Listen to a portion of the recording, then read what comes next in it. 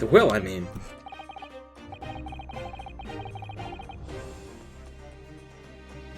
That's right, though I didn't search through them myself.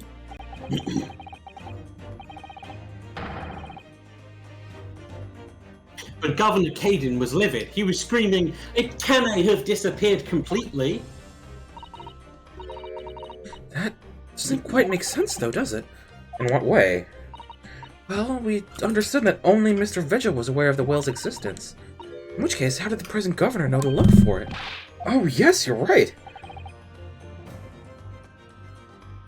I really don't know how he knew.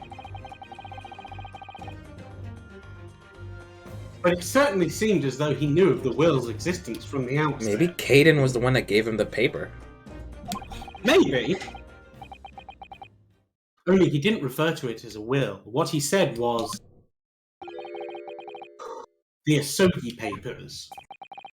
Sogi papers. I really can't tell you anything of the subsequent events. Because, well, of what happened. Your dismissal and the way you blocked it all from your memory. I'd forgotten all this until today. I don't suppose it's relevant to the case, though. Oh, boy! Well, anyway, thank you very much for sharing with us, Mr. Vigil. We're very grateful.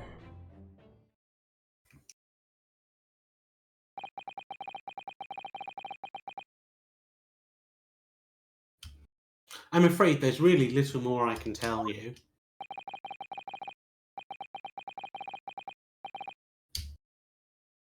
My wife Evie will be here shortly, so I do hope I don't appear rude, but...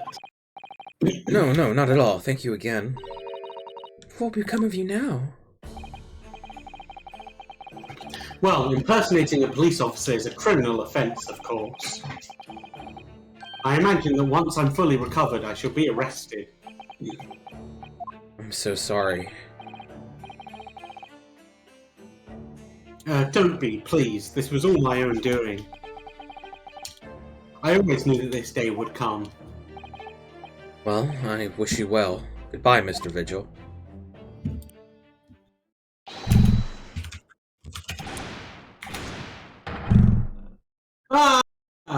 Before you go, there's just one thing. Oh, yes? What is it? The Asogi Papers. I'd be very grateful if you made no mention of the things I told you about them. Presumably for some good reason? It's my understanding that their very existence is a closely guarded secret. You got loose lips, don't you?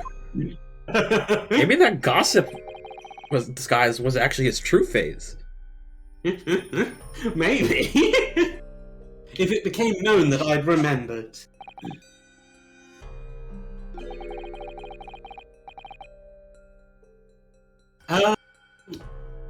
Well, it could be rather troublesome, I think.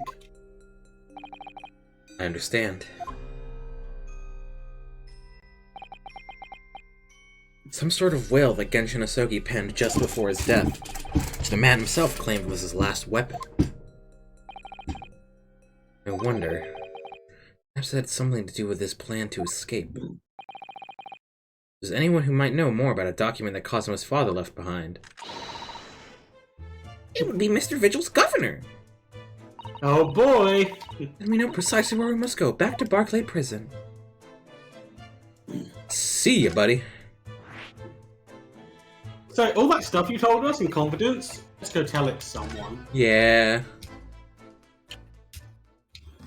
To be fair though, he only said it needed to be held in confidence after he told it to us, which means we're under no obligation to keep it secret. Oh god, I forgot about that fucking bird in that tiny cage. Yeah. Och, back again, are you? Yes, hello. I've heard all about your investigations. I read the report just now. You found him, eh? Vigil. Yes, luckily. Well, anywho, the laddie doesn't work here no more, so your case is not to do with Barclay. I wouldn't like you to get the wrong idea about that. Of course, yes, Mr. Vigil stopped working here 10 years ago now, so... Yes, we've seen his dismissal notice, haven't we? He was given the chump. Aye, Kimmer, you ken well. You ken very well. So, how about a wee handcuff biscuit? Oh, they really are like little handcuffs, and hard as irons, too. So, what's brought you down here today? Down here today? Well, there's something else we'd like to ask you about, actually. Is that so? I believe there might have been a document that disappeared from a Genshin Asogi's cell. That biscuit is it's the successor of Gregson's Fish and Chips. I think it's been called the Asogi Papers or something.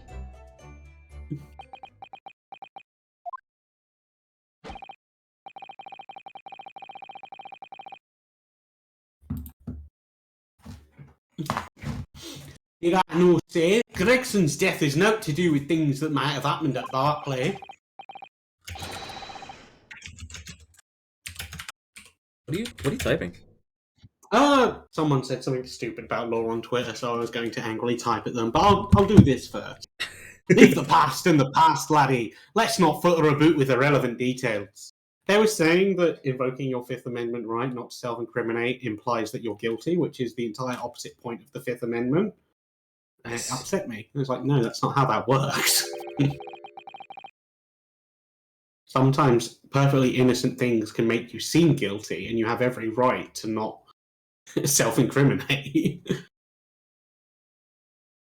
Like, the entire point that you can't infer guilt from the Fifth Amendment is why it's a thing. Otherwise, invoking the Fifth would be like the last thing you'd want to do, because then it would be like, aha, that person just admitted guilt. So stupid. People on Twitter are stupid. Yeah.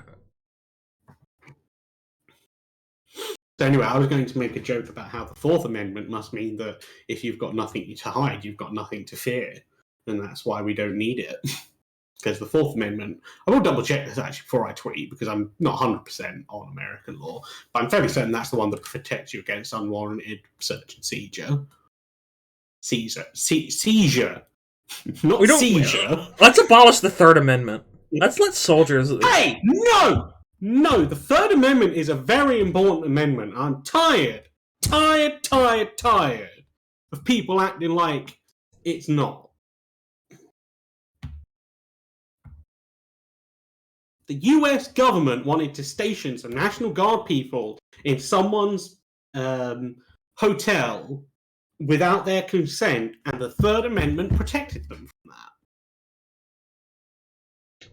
Yeah, but they should have done it. No, they shouldn't have done. You can't have a standing army just rooting people out of their place. They can make fun of them. I guess. His expressions changed completely. We're clearly onto something here.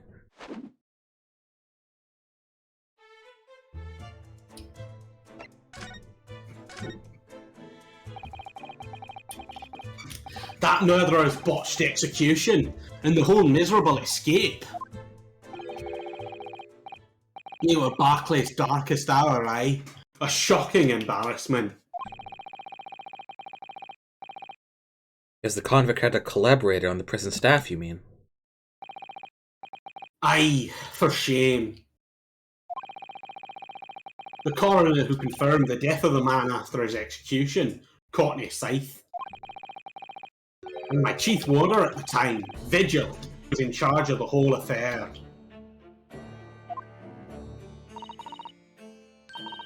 But Mr. Vigil says he didn't know anything about it. The rascal wouldn't say otherwise, eh? Or handcuffs. Oh, how can I say no? You can never have too much iron in your diet. I don't think that's true.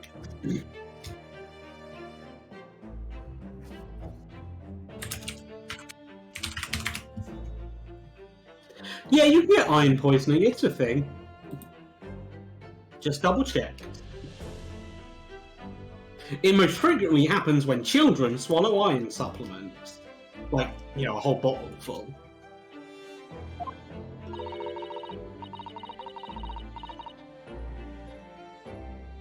Oh, that's you still.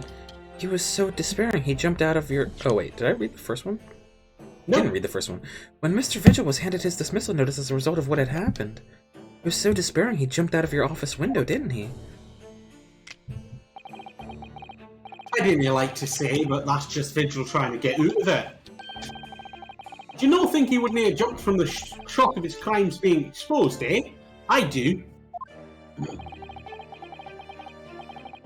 You wouldn't say otherwise, though, would you? Of course, I can't shun all responsibility myself. I shouldn't have let him deceive me.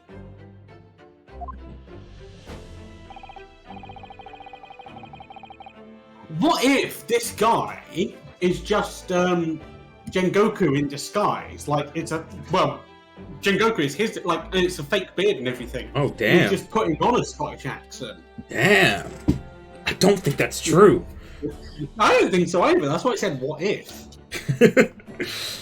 Actually, there's oh no, he's Scottish. Actually, there's barely anybody that kens what went on at the time now. The Gregson haven't been buried, and Dr. Scythe forbidden from having any visitors. No visitors. Someone obviously doesn't want her giving anything away. Well, we're not going home empty-handed. And I wouldn't dream of sending you packing with now, Kimmer. Kimmer, yeah, take a handcuff or two. Oh, well, it would be rude to say no. Wouldn't want to become anemic. Iris is gonna die of an iron overdose. I suppose if there's anybody who might still ken about what happened back then,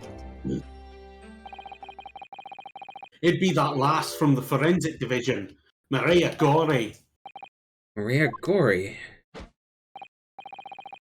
Aye, Scythe's daughter. Oh, okay, it is Scythe's daughter. She didn't have no more, just the one. But the wee bairn's following in her mam's footsteps. You didn't ever see her without a scalpel in her hand. Ah. So it is her daughter. Mama, what is this? This is not going to be a good voice if she's going to be a major character in this case. Oh, Ah, where did she spring from? And did she just call the doctor Mama? maybe I'll change it when the mask comes off. Dr. Scythe's the daughter, mask ever comes off. Dr. Scythe's daughter, Maria Gorey. We could do with talking to her. So, she's Dr. Scythe's daughter, but her surname is Gorey? Aye, there's some family history, I'm sure, but I didn't ken the ins and outs of it.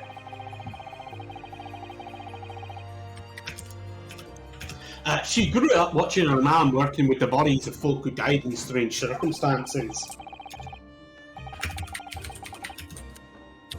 Alright, tell you what, why don't you finish ranting about the Fifth Amendment, and then you can continue. No, I'm done. And decided to do the same with her own life. I can't understand it myself. I don't see the tweet published. Where is it? Because I'm not done with it yet. Oh, well, finish it then. I'm done typing it. I just haven't sent it yet. Now I just need to double check what the Fourth Amendment is. Perhaps she was driven by a deep respect for her mother. Yeah, no, that's right. It's the fourth. Perhaps. Anywho, she was in charge of Gregson's autopsy, I believe. Right, and the coroner responsible for this incomplete report. Ah, she's just following in her mother's footsteps! Someone told me once that the wee lassie always loved her mam's stories about cutting up bodies. About cutting up bodies.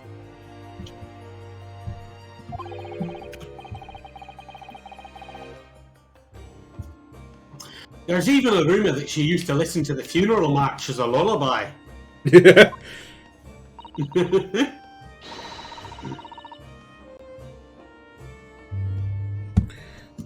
Well then, perhaps her mother might have told her about the autopsy from the case 10 years ago. Aye, I'd say there's a fighting chance at least. After all, that was a life-changing case for all of us. I can't see the tweet you're quoting. It's by Boat Captain Justin. Maybe he deleted it. Ghost Justin. I don't think so. I think maybe you just need to click onto my tweet. Twitter sometimes doesn't load them properly.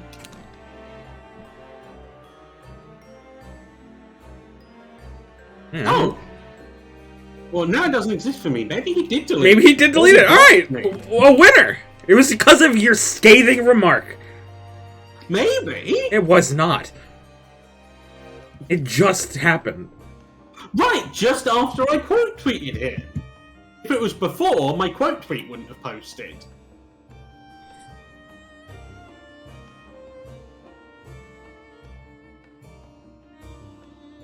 Well, anyway, quote tweeting a deleted tweet look great. It makes it look like you're a big winner. Did you read this? Yes, I did. After all, that was a life-changing case for all of us. We really need to speak to Miss Gory herself about this, I think. Well, thank you very much.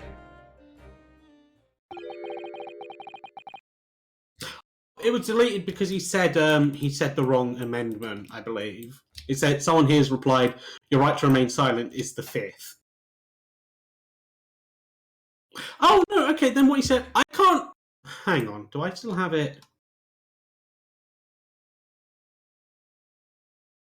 I don't have it in my cache, but I think he just didn't properly understand what the 5th was. Okay. So then my thing does still count as a win. Nice. It's a W. I'm not happy about any part of this.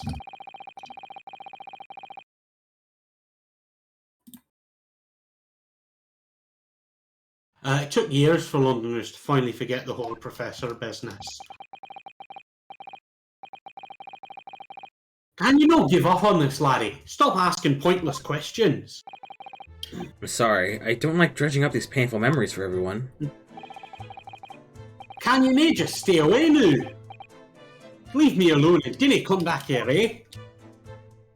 Sorry, we're asking about these Sogi papers now. How'd you come to ken about that, laddie?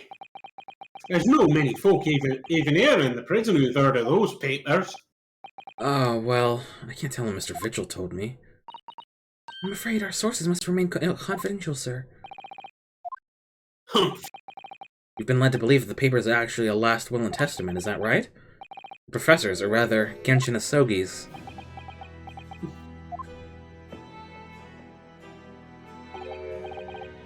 Aye, that's right. You're well informed, Jimmy. Oh, is that the end of the silent treatment? Then after the convict's execution, he mysteriously vanished from his cell. He was never giving us a silent treatment. Others, no, you're off at half cock there. Think you didn't quite get your facts straight. It was there in the cell, exactly where it should have been. Oh, not what we heard elsewhere.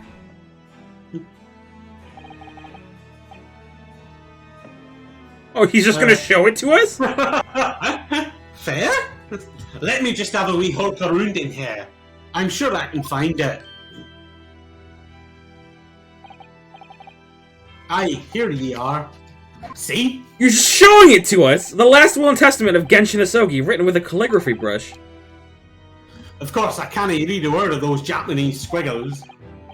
But I mind it says he leaves all his worldly possessions to his son back in his homeland.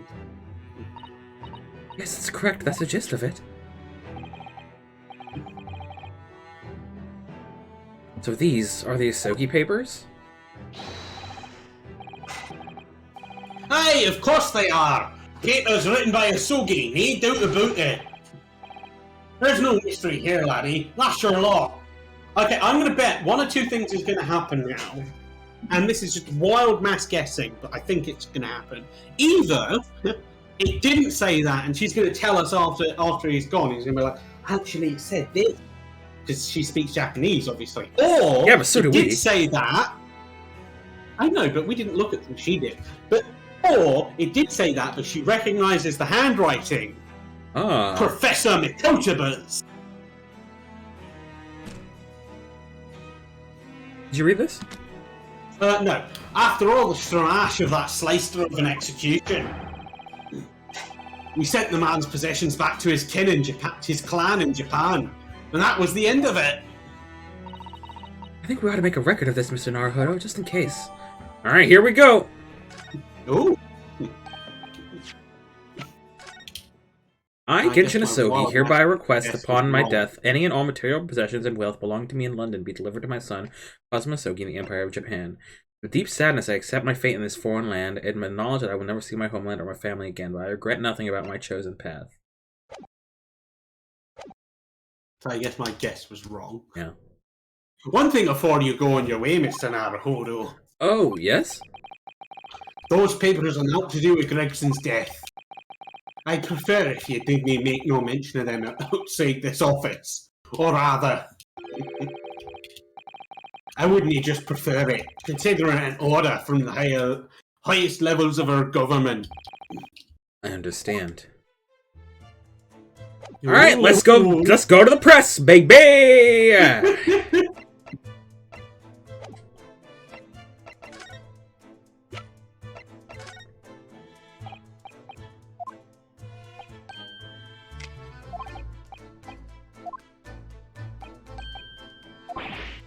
Oh no!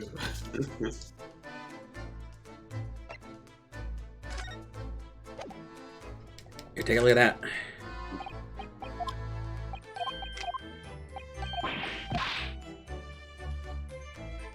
Oh yeah, what about this? What's that there then? Actually, the sign of a Japanese defense lawyer. Well, if you have to wear something like that to prove who ye are, perhaps I should wear these handcuffs, eh? I think maybe they're more a sign of the people you catch than you yourself. Aye, that's true. You've got me there, Hen. They're not actually a sign of anything, are they?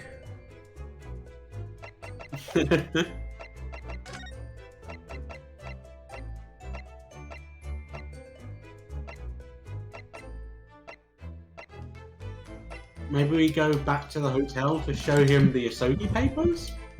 I don't know.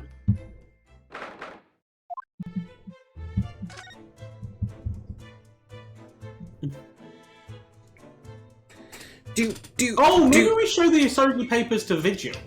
Maybe? Anyway, what were you saying? Oh, you were saying, do. I thought you were going to, like, come to a conclusion. Oh, here we go. Oh, that'll do it. No arguments, Prosecutor Asogi. You will continue with the trial exactly as I instructed. Clear? Perfectly. It's Kazuma-sama. It's Kazuma-sama. Defying Lord Strongheart by the sound of it. He never did know when to back down.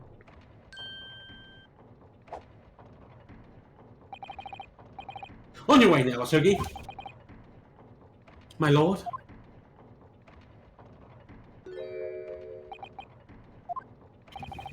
I like how he gets two swords and we Kazuma. just get none. Not fair. Left without saying a word. Yes, what are you doing here? Oh, well, I was just hoping to ask you a few questions if you wouldn't mind. I wanted Van Zeek's trial concluded today. The prosecutors of Asogi, unwelcome inquiries are going to make it take longer than necessary. That's you. Unwelcome inquiries. As a result, I'm losing even more precious time. Currently 2 hours, 55 minutes and 41 seconds. 42, 43, 44, 45, And we must 46. resolve everything before 3 hours have passed, Mr. Naruhodo. In a miraculous not even 5 minutes? Anyway, I can't let the man's obvious bad mood put me off. I need more information. Okay, hang on. Don't do anything yet, hang on. Okay, I've got a 3-minute timer, and go! Does Prosecutor Asogi believe that Lord Van Zeeks is the Reaper? I wouldn't know. It was 10 years ago in that fateful close trial that Lord Van Zitz made a name for himself among the judiciary. But the next trial he fought, he lost. It meant the ringleader of a criminal organization was acquitted, thanks to all the jurors being under duress. That's awful. The man's freedom was short-lived. He lasted just 3 days. Yes, let me see. He died on a rock slide at his place of work, I believe. Correct. It was the inauguration of the Reaper of the Bailey. People believe Lord Van Zeeks was responsible? He was brought to trial himself, but it was shown to have been an accident. So he must have had a solid alibi then. Nevertheless, the mysterious deaths continued. In total, 16 persons perished in unusual circumstances, ostensibly at the hand of the Reaper. That's a long run of coincidences. Well, the Reaper's true identity may well be revealed by this trial. And the impact of that revelation would have on the British public cannot be understated. Is that why it's a closed trial? Precisely.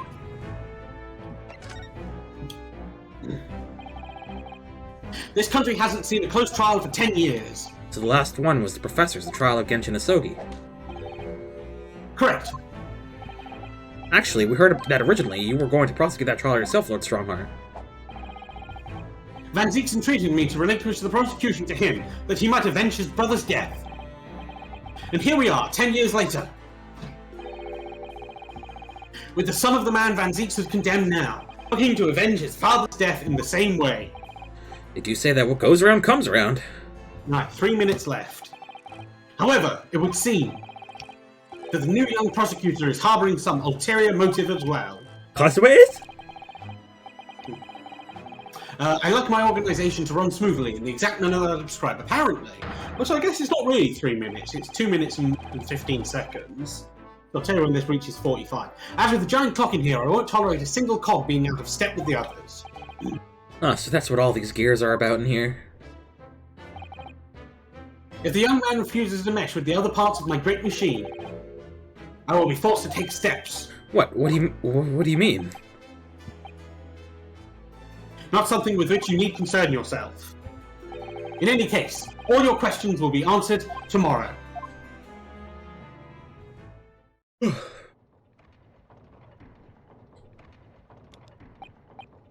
Now, I shall have to ask you to excuse me. As of this moment, I've been delayed from attending my next meeting by precisely 3 hours. That's not true! That's not true! We had another 10 seconds, you little bitch! I was keeping track! Oh shit, we made it? You did. Oh my, that is a long time.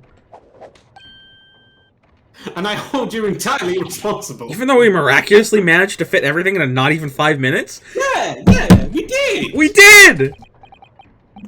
I wonder if you might agree to us, talking with Prosecutor Asogi? Discussions between the defense and prosecution outside of the courtroom are generally frowned upon. However, I will make an exception to this case. Now go! You can find him in his office. Oh, thank you. Is his office just Van Zeke's office again? Probably. Presumably. Let's go to see him at once, Master Naruhodo. Alright, I'm gonna go to the bathroom. Okie dokie. Kazuma's my best friend in the world, but... ...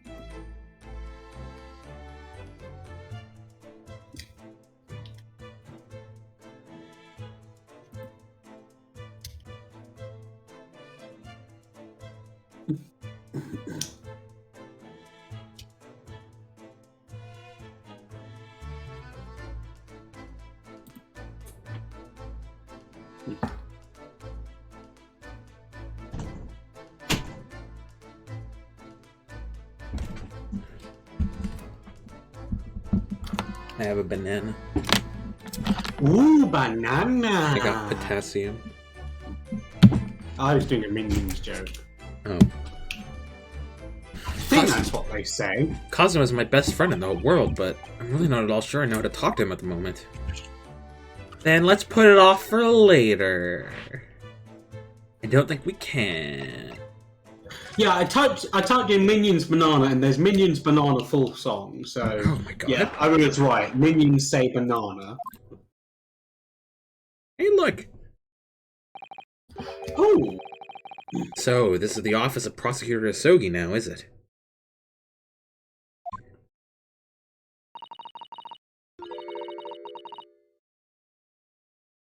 I'm eating a I banana. mean, what? It's not, like, he's using the office because he's Van Zeke's apprentice. That doesn't mean he owns the bill. Like, no, that's Kazuma-sama not. is doing so well for himself.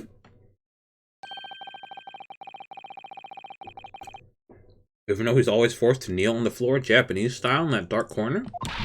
I'm thinking, right? And she's just said it, so it confirms what I'm thinking, but I'm drawing this out for comedic effect. I'm thinking that maybe he sits Japanese style because, get this right, Mhm. he's Japanese. Mmm.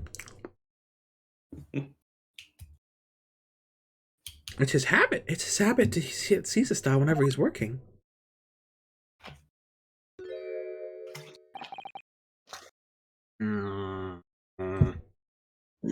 What? Banana. Okay.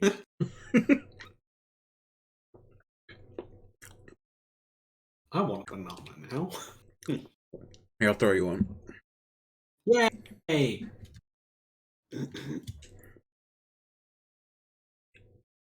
Kazuma.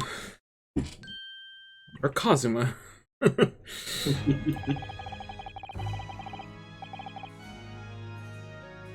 I like this theme. It's pretty good. I thought it wouldn't be long before you paid me a visit, Ryunosuke. It's not really. It's not an adequate replacement for Van Zeke's theme, though. Yeah, but he's not Van Zeke. Yeah, but it's the equivalent because he's the prosecutor now.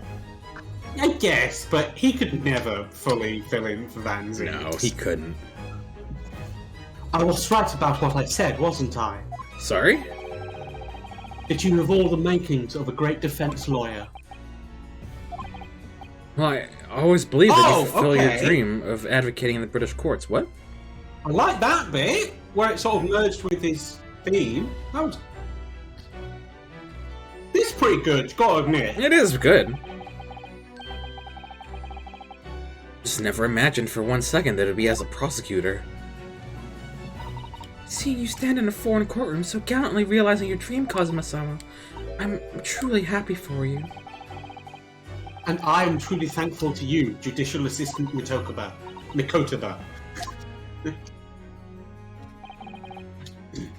Ryunosuke. I always thought it would be fun for you and I to shake up the British legal system a little together. This isn't quite how I envisaged it, but I suppose it's just another twist of fate. I've learned a lot of things during my time in London about how Susato-san's father was himself a visiting student here once, along with Judge Jigoku, and about what happened with your father. Then you'll have no difficulty understanding why I had no choice, why I had to find a way to get to Britain as a visiting student myself. So we're going to show him the Asogi papers, right? I want to hear it from you, Kazuma. As you wish, Ryunosuke Naruhodo.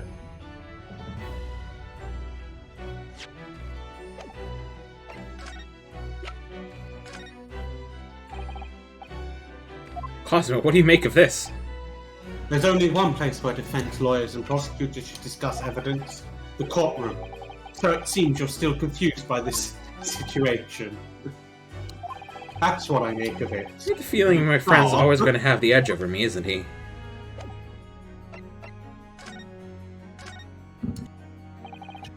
It's getting on for a year now since what happened on the SS Buria. We're heading across the oceans from Japan to Great Britain. And a bizarre series of coincidences led me to these That's tragic just events. a legit typo. Yeah. Legit, just a Thought- straight up typo. I'd lost my best friend forever.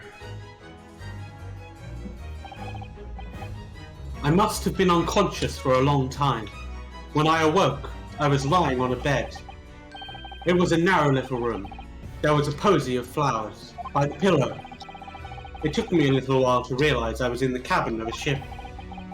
I slipped out of the room and headed up onto the deck. Were you already suffering from amnesia at that point? Yes, I didn't know what had happened or where I was. There was just this voice in my head. You have something you have to do. Something no one else can know about. Go to Great Britain. Your task awaits you there. It was a calling I couldn't ignore. It compelled me relentlessly. Out on deck, I saw that I was on a huge steamship, and we were docked in a large port. Must have been Hong Kong. Yes. Oh, that's you. Yes, it must have been. Presumably just before they were due to carry your body off the ship. I had no idea of the situation, but I did have the feeling that this was in some way my last chance. So I concealed myself among the disembarking passengers and went ashore. Then I disappeared into the crowded streets of that foreign port city. So I could plan my onward journey to Great Britain.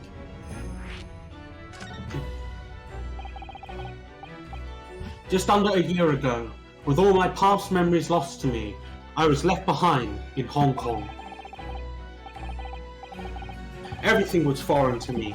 The sights, the sounds, the smells. My head reeled. I was truly at a loss. I realize now that I'd escaped as a dead man, with nothing but the clothes on my back. No money, of course. Oh, how terrifying for you. Luckily, though, I had 2 feathers in my cap. One being your One knowledge being- of English, I suppose. That's right. And on the back of that, I was able to pick up some work as a deckhand on a cargo ship. Eventually, after calling at countless ports, I finally arrived at Dover. That must have been some 3 months ago now. Formidable tenacity of purpose showing itself again. I mean, the man had lost his memory and literally nothing to his name, but he still managed to make his way to London on the opposite side of the world. Of course, I had no idea why I'd moved heaven and earth to get here at that point. So, how did you end up becoming Lord Van Zeek's apprentice then? That can only be called an extraordinary stroke of luck, really. You see, I was stopped at the border because I had no papers. They took me straight to Scotland Yard. And by sheer coincidence, Lord Strongheart was there to attend a meeting. That's when the second feather of my cap came into play. Would that have been your knowledge of the law? Yes, exactly. Lord Strongheart was curious about an Easterner with intimate knowledge of British law. He took me back with him to the Supreme Court and assigned me to the prosecutor's office. And then 9 days ago, finally got your memory back after the trial involving Drebber. Yes, I did. Ever since I first met you at Yume, you've talked about your dream. Mark my words, Ryunosuke. I'll be chosen as a visiting student and make my way to Great Britain someday. Did you know the entire time about what happened to your father here? 16 years ago.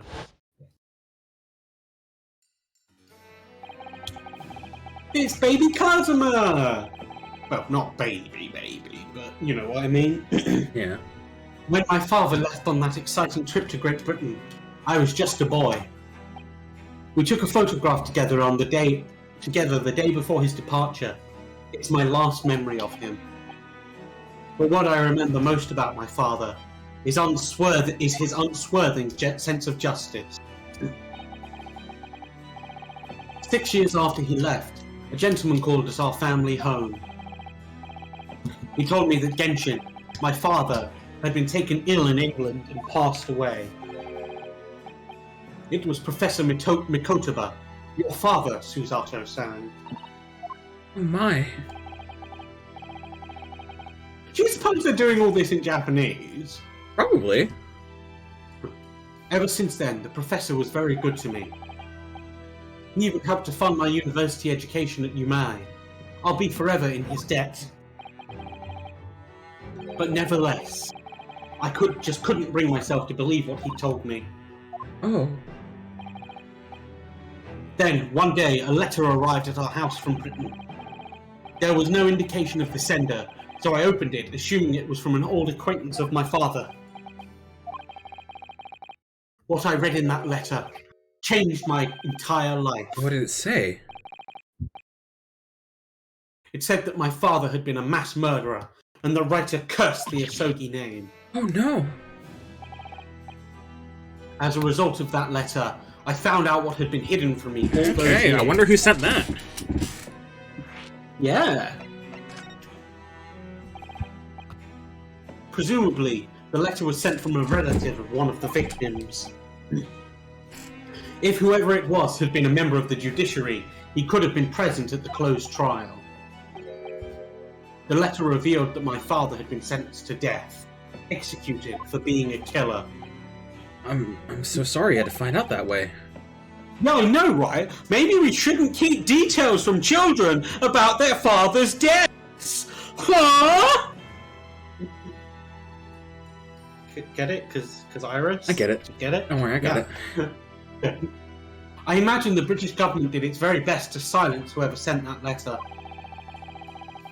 But someone who knew the truth and couldn't bear the resentment was always going to be a problem. But still, it could have been written by anyone. Why would you believe that letter? That letter? Huh? Why'd you believe such a thing? Yeah? There was a newspaper cutting included with the letter. It was the first I'd ever heard of the professor and his terrible killing spree.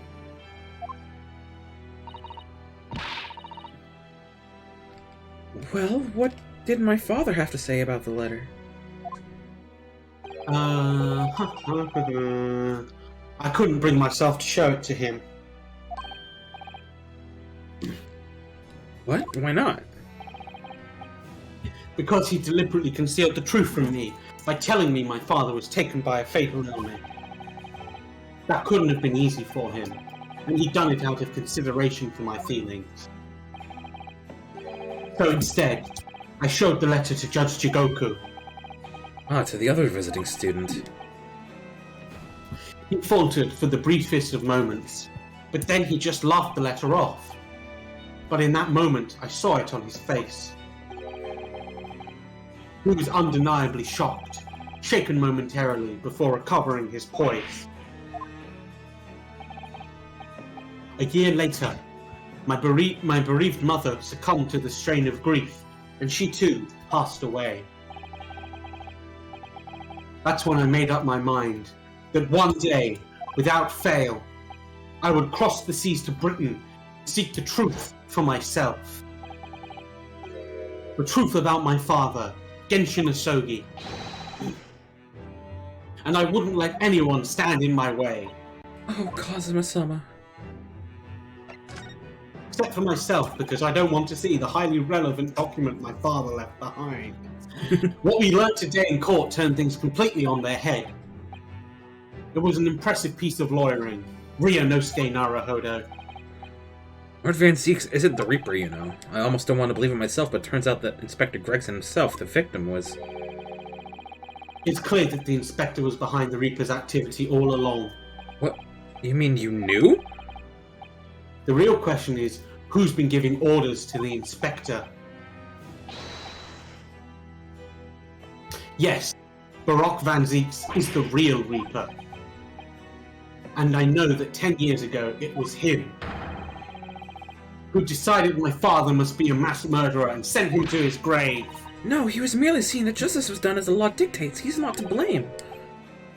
Ultimately, it's people who condemn people. Law is just a tool they use to do it. And when a man condemns another, he must take responsibility for his actions. Of course he must.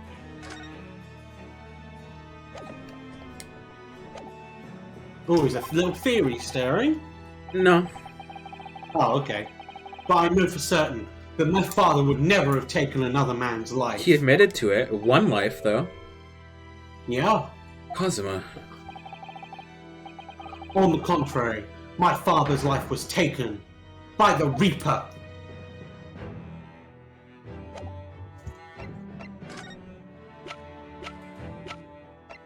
Now, can we do this? No. Kazuma, don't you show me those papers. Kazuma, this is your armband. Actually, I think it's yours now. Sorry? You're the defense lawyer. You have a talent for it. I've always known that you would. And now you've chosen to take that path in life. As your friend, I couldn't be happier for you, or more proud. Kazuma. So you keep hold of that. Besides, I'm a prosecutor now. That armband would have no meaning for me. Well, if you're sure, thank you, my friend. Oh, that's nice.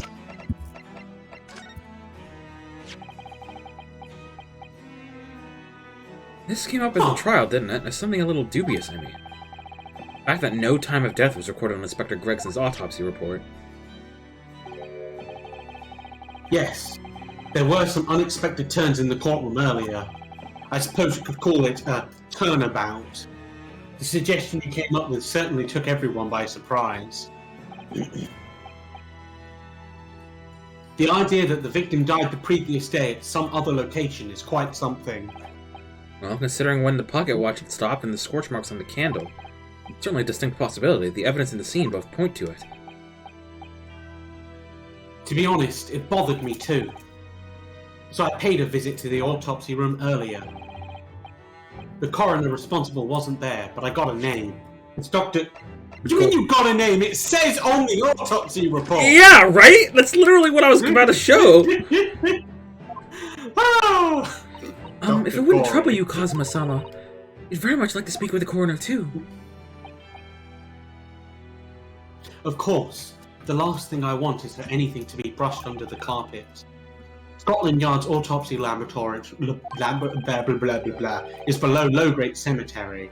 Lowgate Cemetery? By Barclay Prison, you mean? Ah, you know it, do you? The prison where my father was incarcerated and robbed of his life.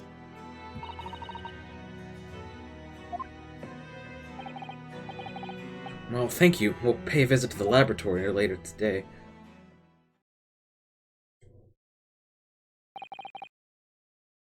Ryunosuke, I want to thank you What for? for this. You safeguarded the soul of the Asogi clan. Well, it is a famous sword that's been in your family for generations. The only slight regret is I never got the chance to draw it before I returned it to you. Karama is said to have been forged by a master swordsmith during the Sengoku Warring States period. You just say Sengoku or Warring States. Sengoku means Warring States. This is like people who call naan bread. It's just naan. You just say naan. It already means bread. Come on, people. I'm sorry, I didn't mean it. Do you call naan bread? A little bit. Oh, how dare you. Don't worry, I do too. I come from a long lineage of warriors, many of whom were expert swordsmen.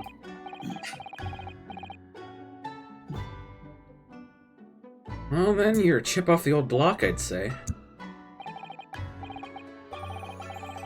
This blade, Karuma, is the symbol of the Asogi clan's honor and might. A Apparently, one of my father's apprentices even took the Blaine's name for a surname. Bro, is that Von Karma? Maybe! It might be the Von Karma family! Bro! Really, Karma. It does sound familiar. Formidable, that's for sure. 16 years ago, when my father was a visiting student here in London, he had this sword forever at his side. Bro, what if we meet a Von Karma? I hope so. Which is why it means so much to me that I have it by my side again now, too. And that is all thanks to you. It was an honor.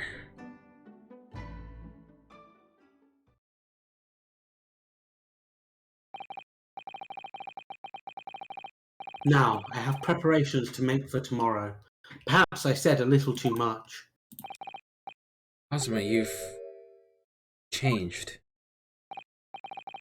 No, Gay, I haven't changed at all. It's you who's changed. I can completely understand your resentment of Lord Van Zieks given what happened. Fact is, those events in this case are, well... Unrelated? That what you want to say? How can you be so sure? What do you mean? Never mind. That man is the Reaper, and it's for that reason the Inspector was killed. I'm going to prove it as much in court tomorrow, by whatever means necessary. Can't let you do that, Kazuma. I know you'll do what you have to as a lawyer, but I'm sure I don't need to tell you that I won't be taking any prisoners in the courtroom. I would expect nothing less.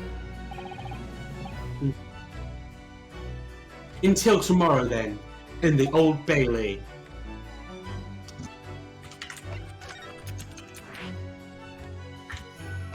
A new location has been added. Let's go. Oh my. Wait, we've been here before! We knew where it was the whole time! Well, yeah. But we didn't have permission to come here again. Although, to be fair, technically we didn't have permission the first time we came here. Place really is creepy, isn't it? Well, it's got more creepy because Being of all a those dead dogs. room, it's probably full of the spirits of the dissected. But actually, there's a rather pleasing scent of roses in the air. Well, being a dead room... Coroner probably needs a bold scent like that to mask the odor of death. Iris, do you think we could change the subject? Shake, shake, shake. Already making shake. the sound effects, you don't need to add them. But it's her making the sound effect, so it's her voice that makes the sound Oh, effect. definitely. That's how that works. What was that? Shake, shake, shake, shake. Dr. Gory?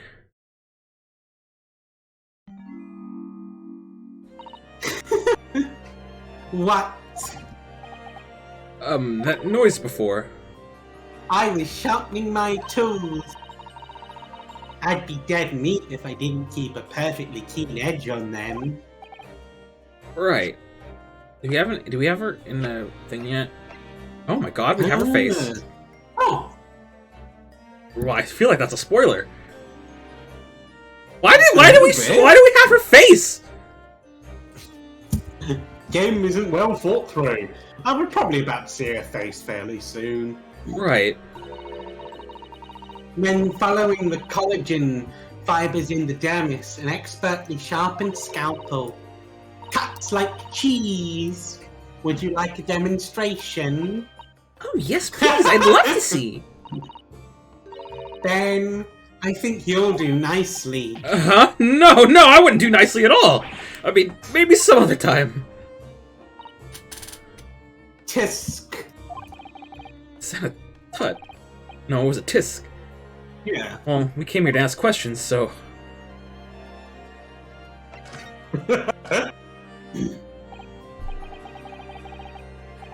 we actually have met before. I'm a lawyer, if you remember. You're not dead yet. What? Some mama said I wasn't to cut you open. She's so strict about things like that. Well, good. Dr. Scythe has some scruples, at least. Oh dear. But she's not interested in talking to us for the time being anyway. Maybe if we come back with a dead body! The time being? You mean until we die? I hope that's a way off. Okay, you know what I think? And maybe this is just the blur on my screen, but that doll, dressed like a clown, like top right, looks like Mr. Mime. He does. Sorry, but I wasn't planning on dying anytime soon. Tisk! There's some less drastic way of making her listen. Oh, show her the Asogi papers. Definitely. They belong to a dead man. Dr. Gore, we actually came here to ask you about this. He was very good. Good? Sorry. His skin didn't snap my blade once, and very little mess. His joints dislocated easily, and his muscle tissue was a pleasure to work with. We can skip those details, but there is one thing about the report that's caught my attention. You don't seem to have recorded the time of death. Right, so because you chopped him up, I think we can be fairly certain that Gregson is definitely dead then. How sad. That's not my fault! Oh, that made me jump. And please, tell us what happened. Oh, so why doesn't this autopsy report include the victim's time of death then? It's really the most crucial detail. I was told not to write it. What? By whom? Male Strongheart, a Lord Chief Justice. He came here. What, Strongheart came? He said that from the witness statements about the gunshot and the other evidence, it was obvious. The man clearly died at 5 p.m. on 1st November when the gunshot was heard. That's not the time of death you wrote in the report. You didn't write anything. Was there some reason you didn't include it? She just said Strongheart told her not to. Dr. Gory, if you're hiding something under Lord Strongheart's instructions, then sooner or later you're going to go the same way as your mother. Give it here then. Are we going to get an updated autopsy report? We're updating the autopsy report! We're updating the autopsy report! Yes!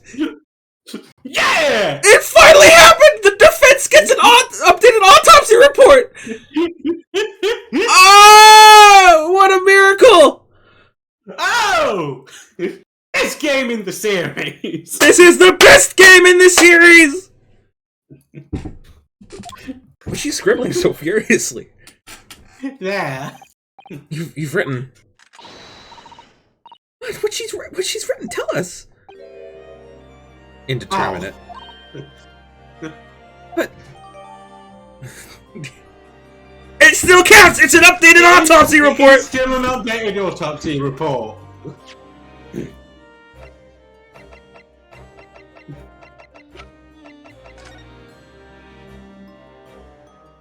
Evidence suggests measures may have been taken to disguise the time of death. What do you mean by that? Why was the time of death indeterminate? When the specimen was brought in, it was still fresh. So the time of death could easily have coincided with when the gunshot was heard. But there was one small discrepancy. What discrepancy?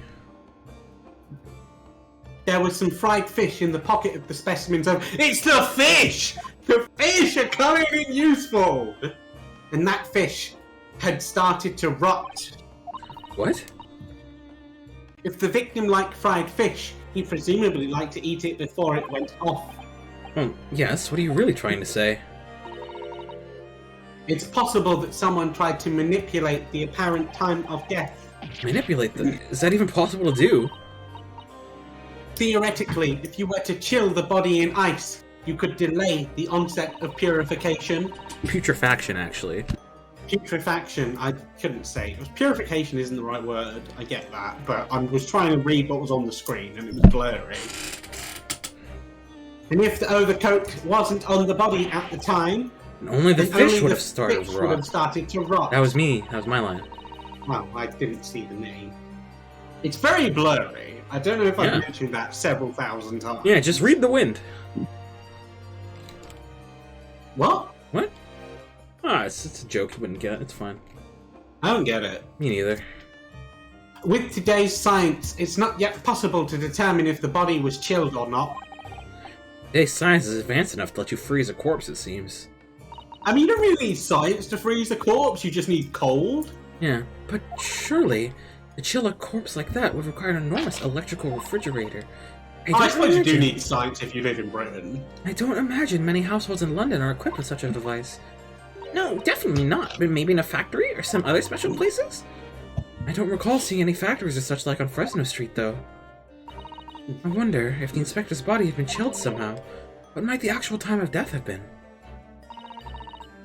I couldn't say for sure.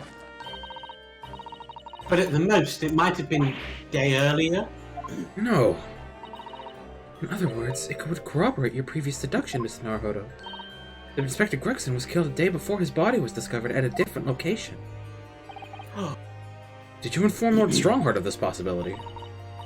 He simply said that there were no electrical refrigerators of that size in the vicinity. So, I'm starting to feel like this Strongheart guy is a bit dodgy. Oh yes, one other thing. Something the Governor of Barclay Prison told us.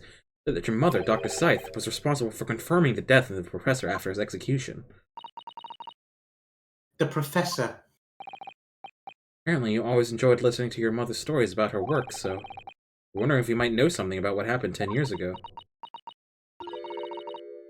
That's not all Mamma did. Sorry? My Mamma carried out the autopsy of Clint Van Zeeks as well. What? Really? Brother of Lord Van Zeeks, the professor's final victim. The idea of carrying out an autopsy on a member of the aristocracy was completely unthinkable back then. But the detective in charge of the investigation insisted, and it was miraculously authorized. A detective being Inspector Gregson, of course. Quite an accomplishment for one man. That autopsy provided the vital clue needed to arrest the killer. And Mamma was there for that historic event. Why do you keep saying it like that? Partly because it bothers you, partly just because it's funny. I don't think it's funny. And that's why it bothers me. Maybe it's funny to bother you. Did you consider that? What does this all mean? You know, that amazing autopsy happened right here in this very room.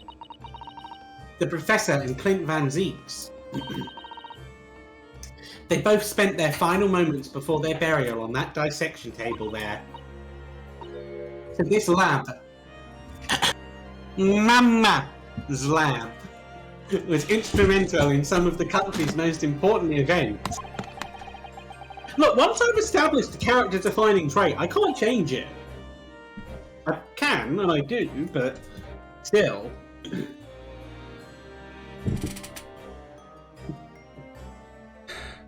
I can stop saying it like that if you want. She really is proud of her mother. I wonder if you tell us more about exactly what happened back then, Dr. Corey.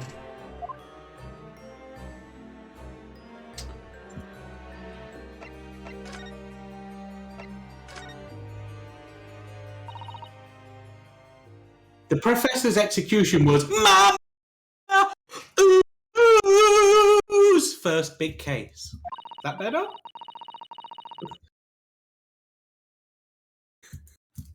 Or worse.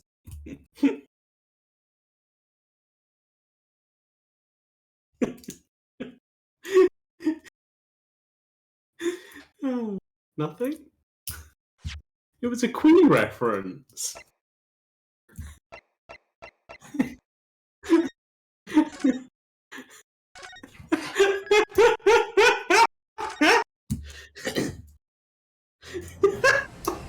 Oh, come on, it wasn't that bad.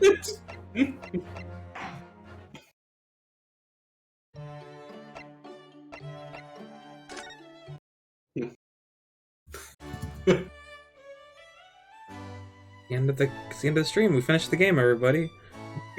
Credits. Finish the game. Oh, come on! We'll play Fire Emblem Fates now.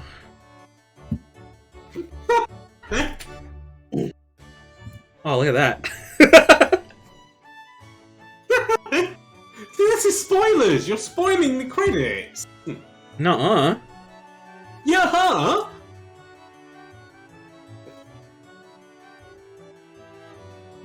Look at Iris! She's so smug.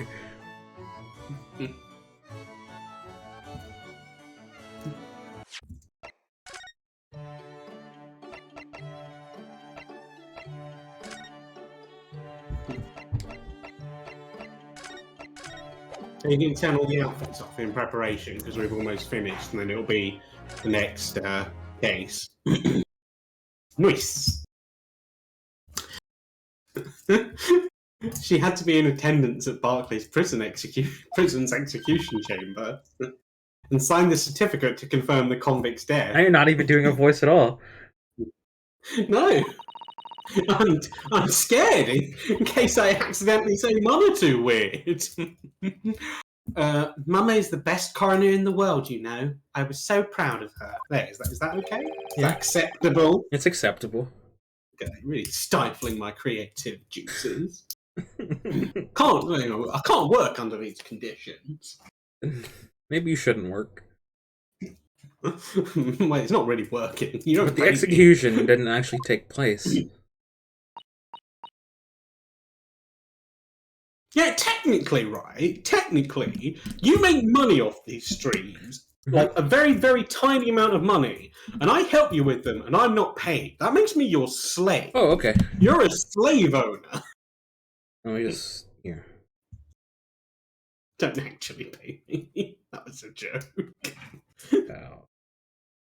Please do. Okay. Are you gonna read Don't. this? It won't be worth it. It will cost more in fees than it's worth. Are you gonna read this?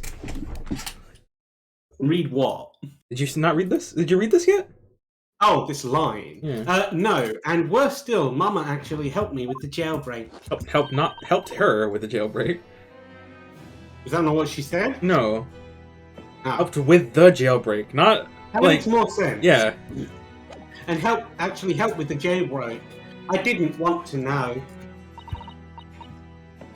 Oh dear, you found out recently, you mean? I believed in her, in Mama. Now I wonder if I'm starting down the same path as her. You mean because you admitted the time of death in this autopsy report? That's because Lord Strongheart forbade you from including it. Just like Mama. I'm sure she was being coerced by somebody too. Yes, that's my feeling as well. There's no doubt that there were powerful forces at play 10 years ago. The execution couldn't have been staged without a lot of people at the prison knowing about it. Obviously, the prison governor must have been on it, been in on it as well. The big man with the little handcuffs, according to what he told us. He was tricked by the chief warder. He says he knew nothing about it. Of course he'd say that. He said that. I'd say the same thing. Stu was behind that jailbreak all those years ago. Strongheart. Almost definitely. Yeah. You mentioned the autopsy of Clint Van Zieks. It was at the time when carrying out autopsies of murder victims was very unusual. It's still not a practice that's observed in our country even now. It turned out that he was the professor's final victim, and when the autopsy was performed, Mama was present, although only as the secondary assistant. The person leading the procedure was called Dr. John H. Wilson. That's right, my daddy! And there was one other person present, the primary assistant, Dr. Mikotaba. Dr. Mick Otaba! Oh my that's God. right! You got it. I'm a genius. He was a visiting student from the Far East. Wait, a visiting student? It must have been my father, Yuji Mikotoba. I had no idea Professor Mikotoba had been involved in something so important. Oops. But the outcome of that historic autopsy was the discovery of a vital piece of evidence that led to the capture of the professor. So that's how they came to identify Genshin Asogi as the infamous mass murderer. You happen to know anything about that piece of evidence? Can you tell us any more? Would you like to see the records for yourself? Would that be alright? What's the point of keeping records if people can't look at them? Good point, good question. They're filed under V at the back of those cupboards. What with the other records from the last decade? Thank you!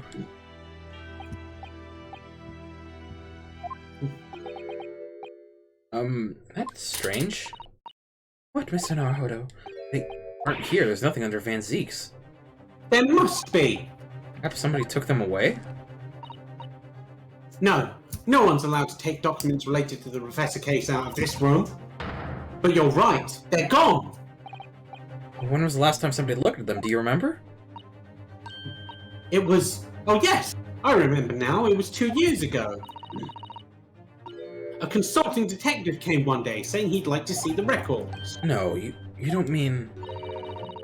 Herlock Sholmes was his name.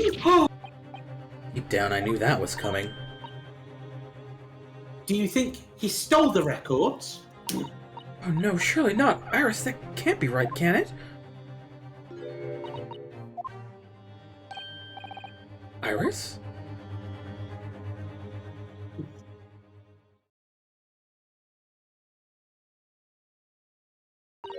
Well, great detectives all want to lie. Bruno. I hope you don't mind, but What is it, Iris? I've just remembered something very important I have to do. I'm going to have to leave you now. Oh, this is very sudden, Iris. Well, we'll come with you then. Oh, no, there's no need. You and Bruno can take your time here. Bye for now, then. Good luck. Wait a minute, little girl. Me? I remember now. You've been here before, haven't you? Have you, Iris? Yeah, 2 years ago, when that detective came. You were with him, weren't you? You were a living specimen then, too. That's the way it usually works, yes? Did Iris steal the documents? Maybe. Was I? I really don't remember. Anyway, sorry, but I must dash. Wait, Iris. I'll brew up a pot for you when you get home. What's the matter with her? Behaving really strangely all of a sudden. Well, in that case, we won't keep you any longer either.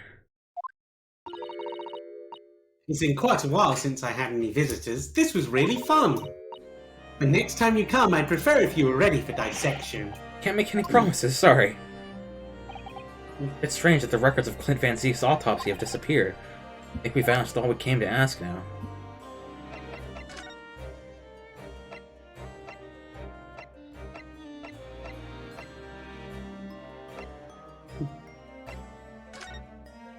I'm just looking for Susato saying, we haven't been to this place in quite some time. Oh, new thing! Look at that! And that works.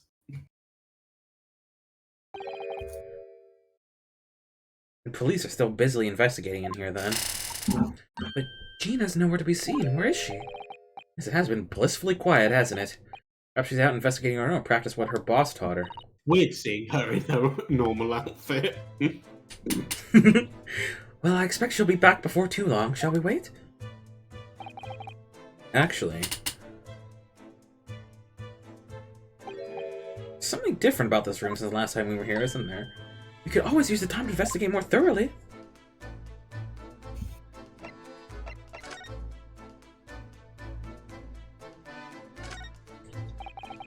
Little trunk wasn't here before, was it? Oh, it appears to be made of metal. It must be very heavy. I wonder to whom it belongs. There are some initials on the outside, look. T.G. Uh-huh. I Friday. Let's ask one of the policemen if they know how it came to be here. Oi! What do you think you're doing? That's my trunk, that is. Hands off! Gina! Tobias Gina!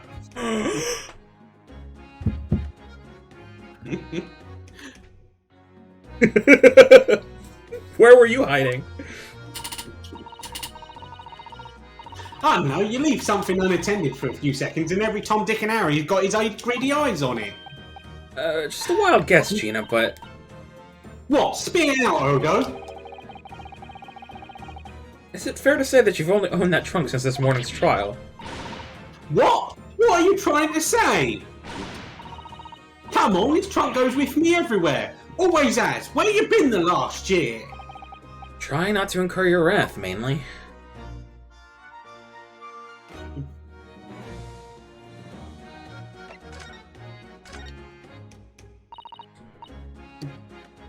You should hear them talking at the yard now. They should be ashamed of themselves. They're saying that it was the boss who killed all them bludgers. You mean the whole Reaper thing? Apparently the boss was investigating stuff that no one else at the yard knew nothing about. Stuff to do with all them criminals what got off scot-free. Yes, the ones prosecuted by Lord Van Zeeks who used bribery and corruption to evade conviction. Well then obviously it was that blooming Rita giving the orders, wasn't it? Weren't it? Why would people be suspecting Inspector Gregson of it being involved in the killings? Because he was the Rita. There was a notebook hidden in his office. Oh no, this doesn't sound good. It had details about all the crimes that have been pegged as the Rita's work. What?! No, did you see it, Gina? Did you see that notebook?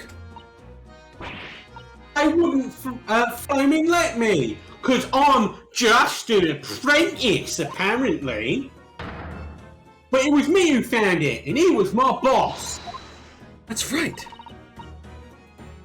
I was pretty miffed about it, so I sneaked a peek at what it said anyway. But she can't read! Oh yeah!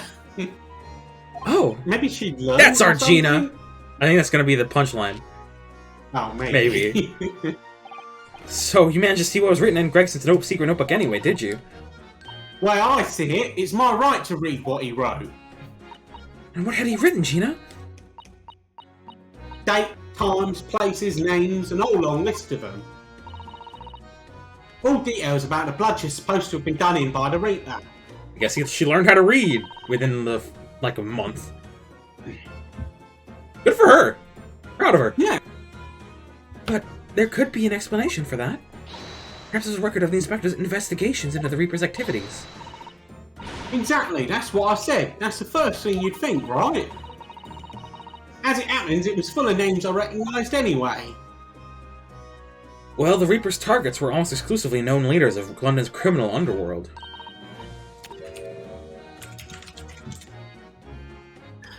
I'm thinking, maybe she still can't read. Maybe even if you can't read, you can recognise something as, like, looking like a name. Gate should recognise, because it's numbered. So maybe she doesn't know what the days But look, were. she knows. She recognized the names. Yeah. Okay, are you gonna read this? Oh, right, yeah. Well, yeah, but there was one name right at the end that was a bit... Okay, no, yeah. At the end of the list, you mean? Yeah. I'm pretty sure the date against it was 31st October. Oh, the day before the inspector was found dead. So, what was the odd name? It weren't like a name I've ever seen before. It was something like... Cosmo Asogi. Nah, it's no good. I can't remember it. I don't think it was an English name, put it that way. Seishiro Jigoku. He's dead. Jigoku's dead. Oh. That would be fucking insane if that were true. Oh dear, what a pity. There was something else, I don't know if it matters, but the same name kept coming up over and over. Shin, it was. Don't suppose it means anything, but... Did you say Shin? Eh? What? Does it mean something? Well, Van Zieks knew the name too. He mentioned her as well. The woman who actually did the deeds, and now we find out her name appeared in Gregson's secret notebook. So there was his name in a notebook, Asha Shin, which I've only said it out loud just now, and now that I say it out loud, I think Asha Shin might be an assassin. We haven't seen you for a little while, have we, Gina? That's a dumb name. It is. Well, of course not. I've been busy, ain't I, investigating and that. I mean, which is worse? Like, Asa Shin? Or the names from Spirit of Justice? We have gems like, I'll Be Your Guide, Politician, Peace, Love, and Understanding. To be fair, I feel like those are better because the whole game is that. Like, either do it all or don't True. do it, you know? True. Like, most of these names are sort of your standard middle of the road. Oh, ha ha ha, I get it. Oh! Assassin. My favorite name from Spirit of Justice? Real Nemu. Ha! Real Nemu. Yeah. Oh, I said this line, by the way. The lads at the yard are trying to trace the boss's movements the day before it happened. Oh, actually, no, that's a lie. My favorite name from Spirit of Justice is Inga Karkul. How could this name be more pompous, longer or more pompous than it already is? Kurain. Ha! That's nice. Yeah. Yeah. I've already read this line. No. The day before. That would be the undercover investigation of the Redhead League, then. Only the boss didn't go, did he? You found some cove what was pretending to be him, didn't you, Otto? Yes, it was Mr. Vigil who actually went to the park on Lime Street that day posing as Gregson. Well, anyway, you ain't the only one turning stuff up. I've got my own ways of getting results. I forgot about! Oh, yeah! When me and my partner here get together, there's nothing we can't track down. Oh, little Toby, he's such a faithful friend. So, have you tracked anything down, then? What do you think, eh? Of course we have. Can't tell you, though. Police business, innit? Ugh. Anyway, the point is, if you lot ever need any help, you know who to turn to, right? Me and the Hellhound here. Right, because he looks oh so hellish honest. Gina, about your Hellhound there. No, you're saying it wrong. It's Hellhound. Chief Inspector Toby, you mean? So Toby outranks her. He's the pride of the force, he is. In Japanese, police dog means something quite different and not altogether nice to those involved in crime. But here in Britain, a wonderful compliment it seems, for a canine at least. Should be. After all, in the great exhibition case the other day, it was Toby here who managed to locate Trevor's workshop. Maybe it's time for another demonstration of what this super dog can do, eh? Do we have something the Chief Inspector could catch at the scent of, I wonder? Okay. This one. Maybe? Yeah. That would make sense. Take that! Well, Chief Inspector Toby, if you wouldn't mind having a sniff at this.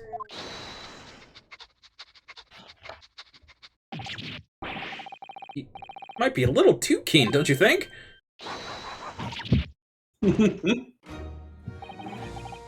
Ah! Chief Inspector made short work of Gina there. Ah, look what he's gone to. Oh my, that trunk clearly still has a very strong scent. Inspector Gregson. In other words, it must have belonged to him!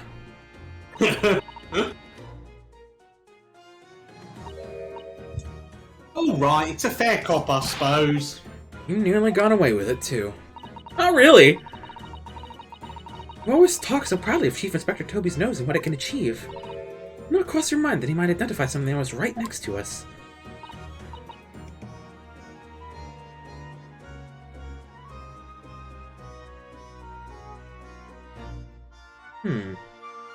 Yeah, that was a bit of a bloomer, wasn't it?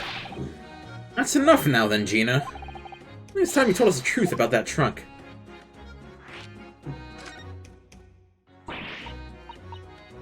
It wasn't like that. It just weren't. What are you talking about? I know what's going through that head of yours, but that ain't what happened. Alright then, what did happen? Well, like I said before, we were trying to trace the boss's movement. So I let Toby here have a whiff of the boss's overcoat. And as soon as I'd done that, he went off like a shot. Straight to that sandwich. To a sandwich, not to a bag of chips? So Naruhodo, I believe Gina means the witness.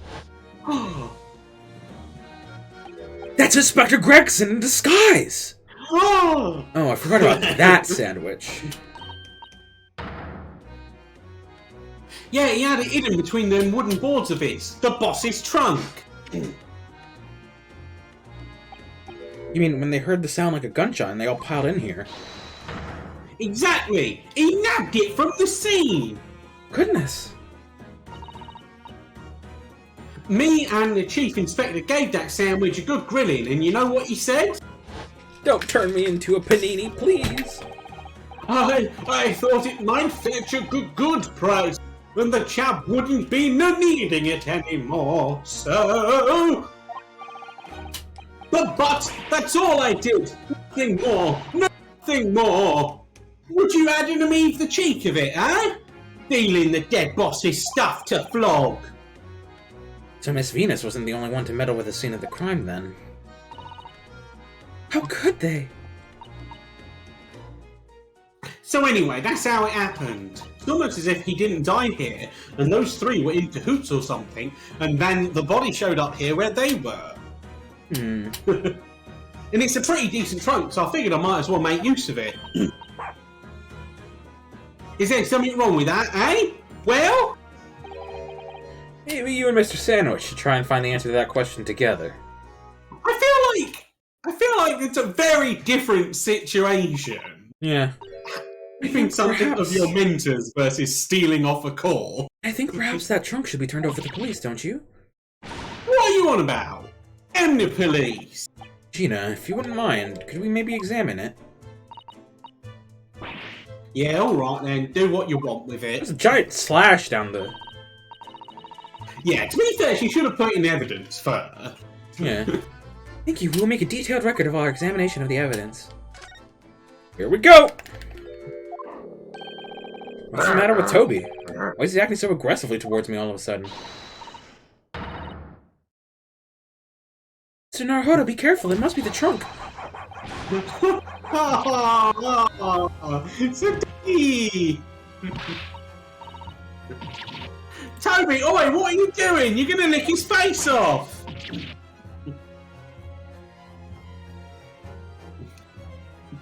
Mr. Naruhodo! Mr. Naruhodo! Gina, quickly, hail its carriage! Jesus Christ, what happened? Oh dear. Hold on, while we're unconscious, why don't we take the time to examine the trunk? Oh, we're just imagining this. We're dreaming. Have you seen this huge gash across the side of the trunk here? It went right through the leather and into the metal behind. Gosh, for a metal chest like this to have been so badly damaged, whatever made the gash must have struck the side of the trunk with considerable force. Wonder how it happened. Look at this dark stain here, do you think? Yes, I'm afraid so. I think it's blood.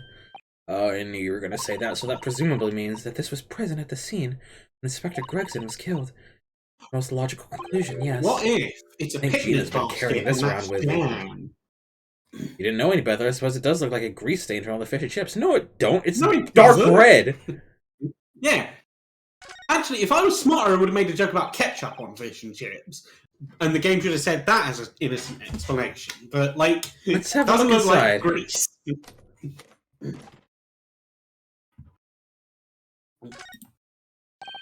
Look, there's something inside. Ooh, let's see. It appears to be a passport authorizing him to travel overseas. Inspector Gregson about to go on a trip Yes, we abroad. know this. Perhaps the date of departure might tell us something. That was... Oh, what is it? It was for travel on 31st October, just one day before the incident. What? Really? Gregson went to France the day before his body was discovered? Well, I think he was going to go to France with Gina, maybe, and then got murdered, so he couldn't take Gina. Remember that thing he told us about? Within 1 week from 31st October. Restricted for the applicant and one additional person to travel. Yeah. It's literally just his plan to take Gina to France. Yeah. To kill her as the Reaper! No, I think he was probably killed because the Reaper, who he was in league with, has got ideas of her own. Was like, no, she's dead actually. So I don't know. Maybe Strongheart killed him. I don't know.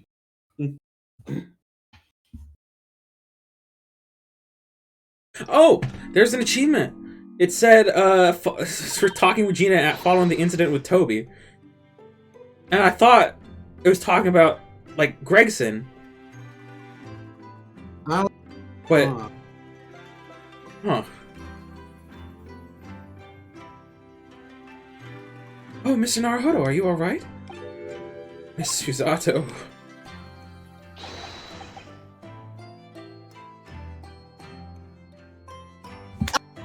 Again at last.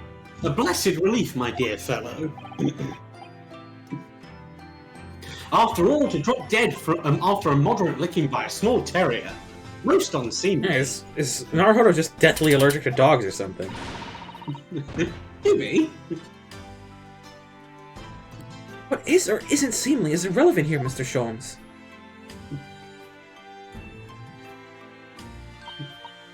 I'm so glad there's no lasting damage. How are you feeling? I'm fine, thank you. Did you bring me back here? Oh, what's this on my head? A bandage?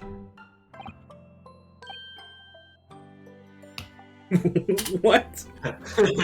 Sadly, we have no ice, so that's a compress of sugar water. Sugar water? Don't worry, Mr. Naruhodo. It's a first aid treatment that my father taught me. Oh, thank you. So let us take tea when you're feeling up to it.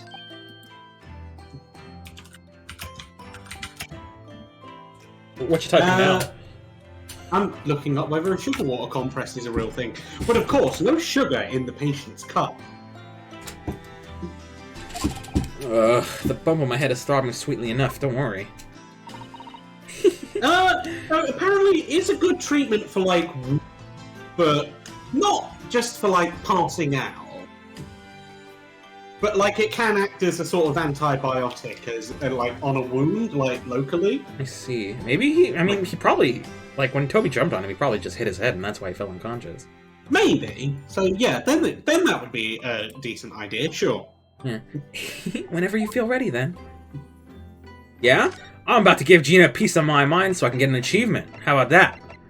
Nice. Oh. Oh, hello. Hey! Gina, I'm really sorry. It's daft, innit? If you asked me a year ago, the cops could go hang for all I cared. But we've got to have police, ain't we? To catch the bludgeon. Eh. So us divers can go about our business in peace. Yeah! That's what I'm talking about! Wait, sorry? I don't think I can have heard that properly. He said he was going to teach me everything I needed to know to be a detective. But all he got round to showing me is where the best flaming fish and chip shops are. Hey, that's important! Yeah. Actually, that reminds me. Gregson said he was supposed to be going to Paris in the near future, didn't he? Polly? Sorry? Is something wrong? Oh, no, I'm sure I'm reading too much into things. Because the timing seems very coincidental. Hmm? You know, the boss was acting a bit strange recently. Like he was always in a rush. Hey, There I we got the go. achievement. Best chips in town, baby. These achievements are really weird. Yeah, but to be fair, they had to just come up with stuff. You know? I guess. Are you alright, Mr. Naruhodo? It's rather unusual to find ourselves here in the middle of our investigations. It's just something occurred to me that I might have forgotten something when we left this morning. Please don't worry, as long as you continue to investigate thoroughly, you won't go far wrong. Oh, yes, of course. I must get back to work as soon as possible. Huh? Hmm. You think he's waiting for us to talk to him? Maybe. Thank you for your concern, Mr. Sholmes. My dear fellow, think nothing of it. I must say, I was quite startled when I heard that you'd been attacked by a dog.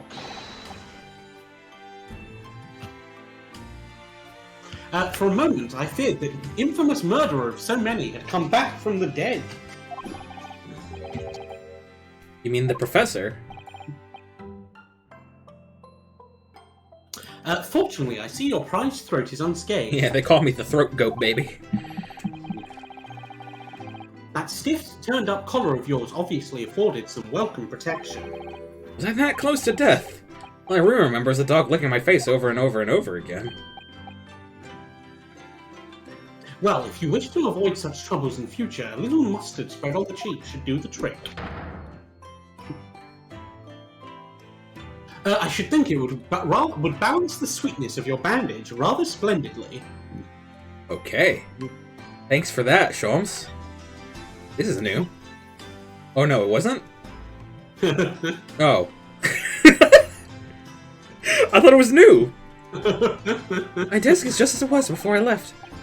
To be fair, we are very barely actually here. Sumi ink and a calligraphy brush, even though we're in England now. Strikes me as typically you, Mrs. Zato, and typically not you at the same time. Well, I do enjoy all the wonderful new things that come out of the West in the Cultural Revolution, of course. But I'm not ready to give up my brush just yet. Anyway, Suzato-san can write more neatly with a brush than most people can with a pen. Practice makes perfect, as they say.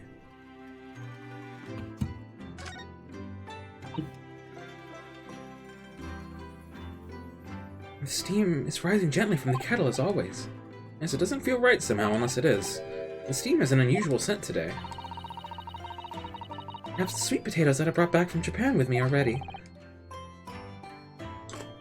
How do I gulp audibly?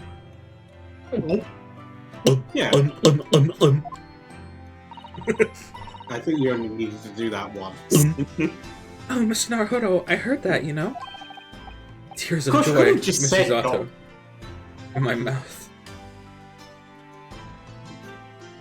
Ryunosuke the Front Gun. I guess. Oh, what's this? This is new, isn't it? I don't think so. Well, No? it's like just a tea set. Is it? Whenever you serve me tea, it always takes me back to Japan. I know you're not particularly fond of the bitter taste, are you? So I think this is. So I do always different try to pick out view less of the bitter world, matcha for you. actually.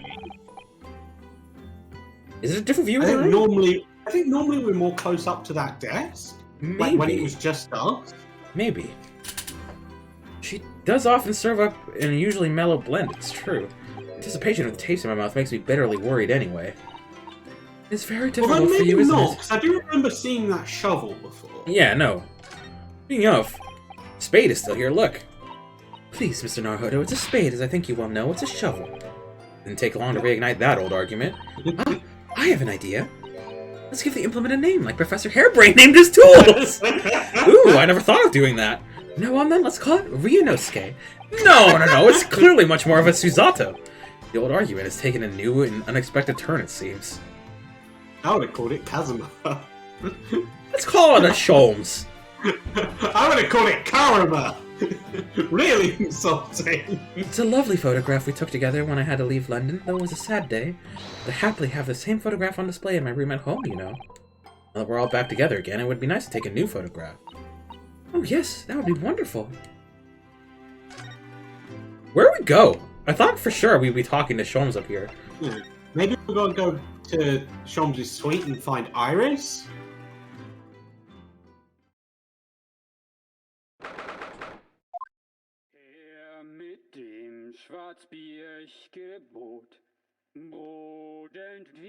Ha!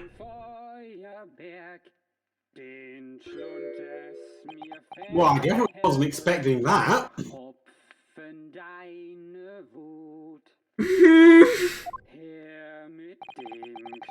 What on earth is going on in here? Am I having a bad dream?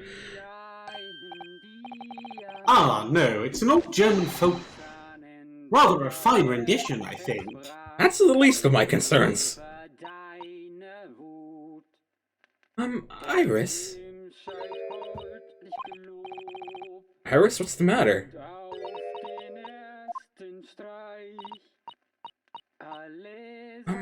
Who is that sprawling? I mean, that relaxed gentleman over there. It's quite clearly your father, isn't it? Oh, I believe so, yeah. Iris? Is she even listening? Oh, maybe he came back to tell her about her dead father, and they both got sad, and he got drunk. Excuse me, sir. I do apologize for troubling you whilst you're singing so merrily. Definitely not. Would you be kind enough to explain the situation? Well, that worked. A crooning gentleman and a mute young girl. Rather tantalizing juxtaposition. You can't call a young girl tantalizing, Sholmes. Yeah, that's a cancellation right there. I wonder to appear. Oh, are we doing a logic and reasoning spectacular? I guess so. Here we go. Noise.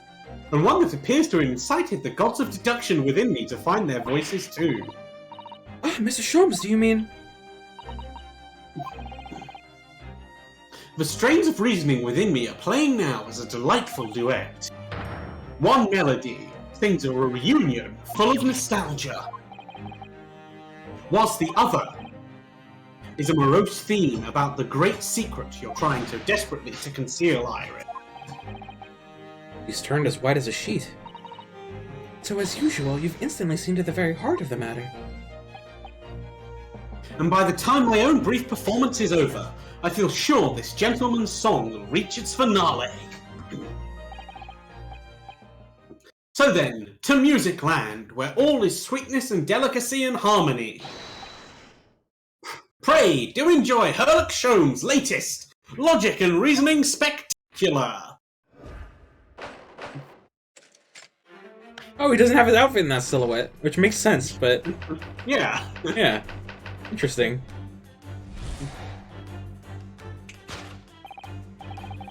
Firstly, we consider the gentleman's nationality. Clearly, he's a German with no grasp of the English language. That's definitely him singing. Oh my Yeah. god, dude. As evidenced by the Germanic song he sings, and his apparent inability to understand when asked to desist. So why is the man here at all, and in such apparently high spirits? The answer, of course, Iris, is clearly known to you. Indeed, we need only follow the gaze of those bright young eyes to unravel that particular part of this mystery. The reason for the man's irritating warbling is revealed by the herbal tea. You obviously offered our German guest a cup of your latest herbal blend. The tea's delectable flavour has made the man's spirits soar, and resulted in this joyful ditty tumbling incessantly from his lips. I eagerly await sampling the flavour myself, that I may join the fellow in his state of elation.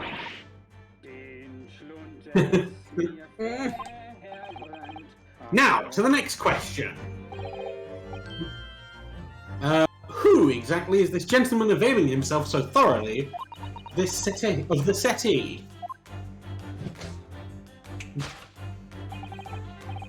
As it happens, a number of years ago now, a certain gentleman of German origin engaged my services in solving a particularly delicate case.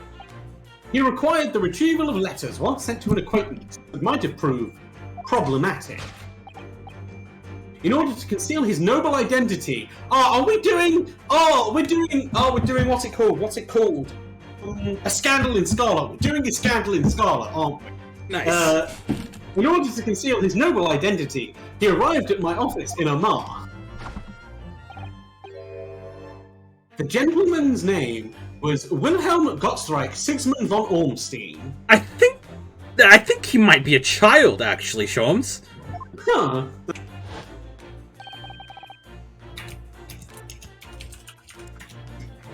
The King of Germany. Oh, I guess who was this child? What was Gotts's full name? Yeah, that was it might have been similar, I'm not sure, but Wilhelm von Ormstein is the guy from the Scandal in Scarlet. Nice. Although he's the king of Bohemia rather than Germany, because Germany wasn't like a thing. Yeah, that's what Gotts was during the trial as well. Yeah. Well, you know, it's weird to me that I said Germany, but Yeah. well, anyway, well, I mean, so the German Empire existed, and Bohemia was. I'm not sure if at this time it became part of the German state, so I don't know. Anyway, if my memory serves, the mask worn by this gentleman is identical. That's not. That's Casimir's mask. Yeah. Yes, there can be no question. That mask belongs to the King of Germany. It would appear that His Majesty remembers the fine service I afforded him, and has decided to show his face again, mask and all, in order to express his gratitude. A well-mannered monarch indeed, wouldn't you agree, my dear fellow?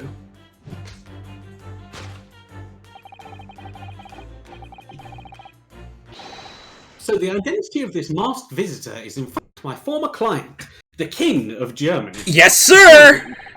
Scandal in Bohemia is such a good Holmes. It's amazing. Indeed, his son is currently in London as well, enjoying the wonder of the Great Exhibition. Okay, so yeah, the kid is that guy's son. That makes sense. It would also make sense if he did have the same name, because royals do kind of do that. Oh. Not like all the time, but like, especially it was more common in continental Europe, which is why at the time of the Revolution, the king was like Louis the 14th or something. 14th, 13th. I see, said the blind man. Which leaves us with one remaining imponderable. Yes, you, young Iris.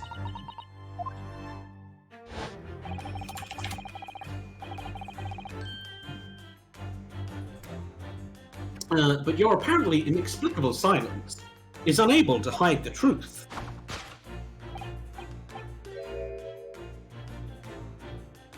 Oh, I was way off. They'd already got up to 16. It was Louis the 16th who was executed.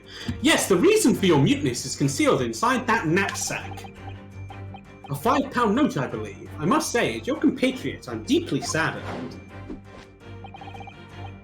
It would appear that you've allowed yourself to be bribed into silence by His Royal Highness. For £5! Earning yourself some spending money in exchange. Oh wait, pounds are actually really a lot, huh?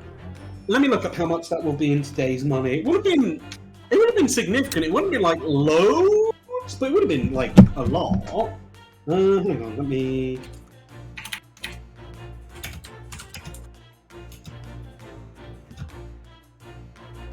Inflation calculator, Bank of England.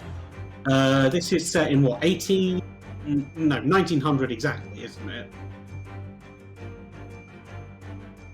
So £5 in 2020 money would be £628.48, which in US dollars is $844.99. So a significant amount.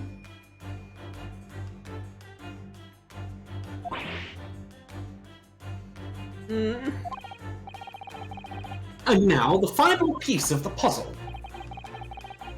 What is this secret you strive to hide with your silence, Iris? Ah, yes. We need only follow that brief involuntary twitch of your eyes to find the answer.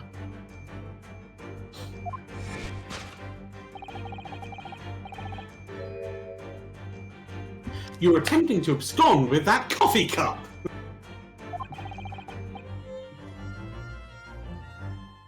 My favourite coffee cup, in fact. Or should I say, the handle of my favourite coffee cup. It appears that His High-Spirited Highness broke it in the midst of his hijinks. Which leads us to the sad truth.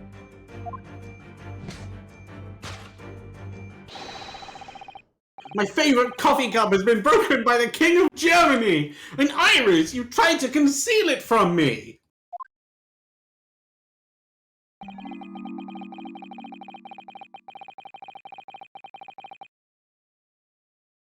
I shall have a bill sent via governmental channels to the German royal family or its replacement.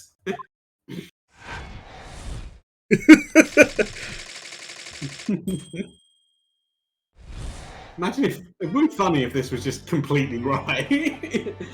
And you go through it and you just realise that he's exactly right, and then just the King of Bohemia.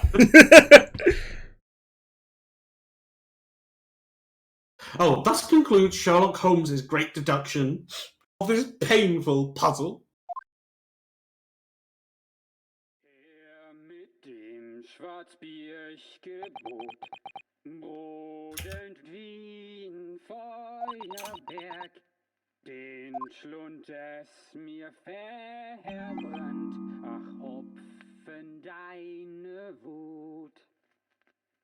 Her mit dem Knacker ich befahl. Well, your silence as well. The fellow's jovial warbling rather rings in the ear. With your silence as well, the fellow's jovial warbling rather rings in the ears, does it not?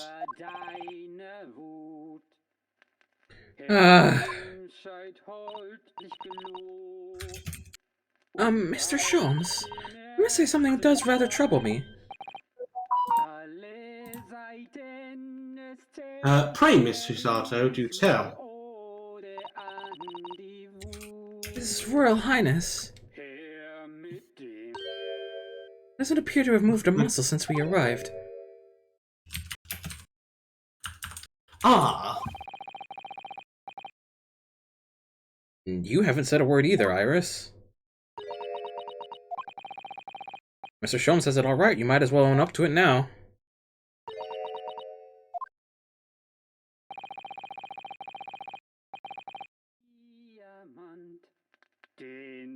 Your reasoning isn't entirely without substance, I must admit. And one other thing, Mr. Sholmes. Und auf den ersten Streich alle Seiten des Teris Sorry, the reason I kept pausing is I'm trying to listen to the German song. I know very little German, but I'm picking up like a few words. There's beer, sausages, Scheitholz, strings. So I think it's a song about like drinking and then playing music. Anyway, yet another grievance, Mr. Naruhodo. Surely not. I actually read the story of that case recently, the one you were just describing. Well, that at least, it wasn't the King of Germany, it was the King of Bohemia. Hey, missed it. Goodness, was it?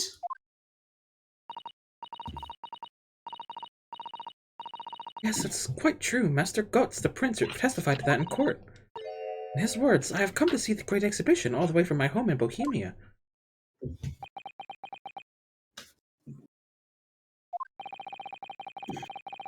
I would ask you to keep that minor error to yourselves. It could easily become quite a scandal.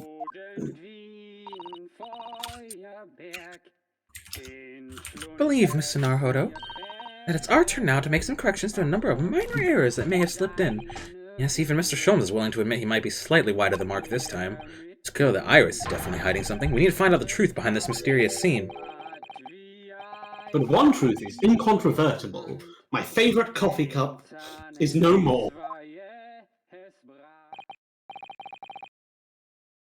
So, shall we embark again? on a joint presentation of Herlock Sholmes's Logic and Reasoning Spectacular.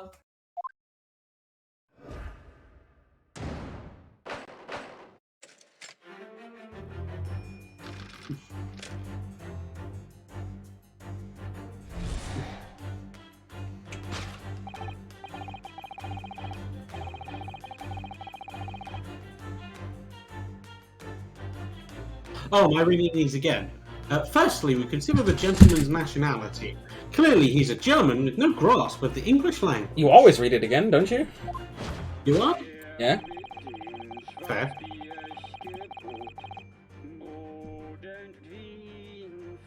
Bring the black beer. Something like fire.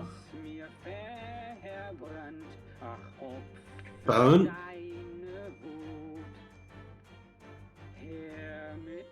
Rage. Do you understand German? I don't. I know some words because I learnt a bit of German before. No one else wanted to take German, so I had to switch back to French. But Dinah is like yours. Your rage. I'm just going to look up the lyrics. Anyway, as evidenced by the Germanic song he sings and his apparent inability to understand when asked to desist. So why is the man here at all, and in such apparent high spirit? Okay, I found it. German song, Solo of Rage.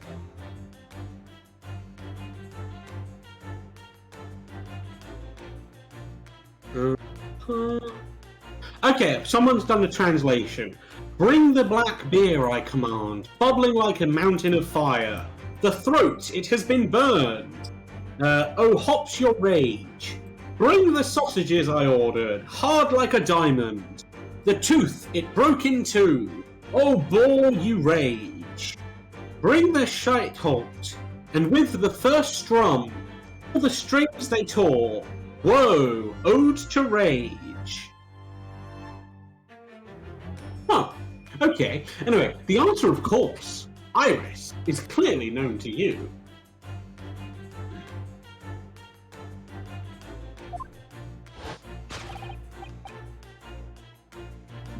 Indeed, we need only follow the gaze of those bright young eyes to unravel that particular part of the mystery. The reason for the man's mildly irritating warbling is revealed by the herbal tea. So what, it's some mix of herbs that give you the urge to sing? Goodness, I should like to try some. I'd like to hear your singing, but this man, just how long does he intend to keep up with that tune, do you suppose? As I said, he's been stock still the entire time, and if you look closely, his lips aren't moving either. I don't think you need to look closely for that. So I'm not sure what's actually responsible for the spirit of singing, but I suspect the answer lies at the end of Iris's gaze.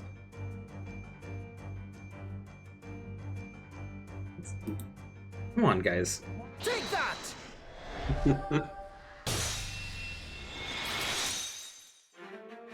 This is the dumbest one yet! Yeah. The reason for this man's mildly irritating warbling is revealed by the gramophone.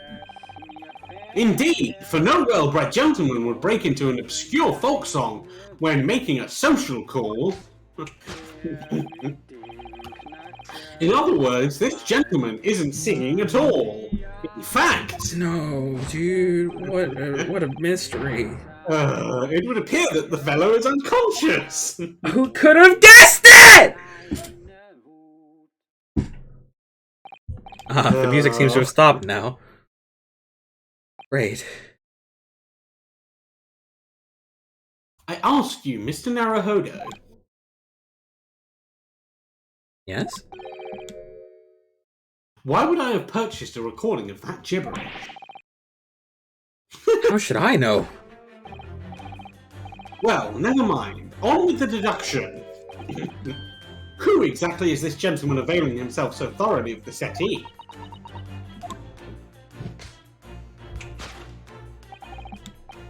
As it happens, a number of years ago now, a certain gentleman of German origin engaged my services in solving a particularly delicate case. He required the retrieval of letters once sent to an acquaintance that might have proved problematic.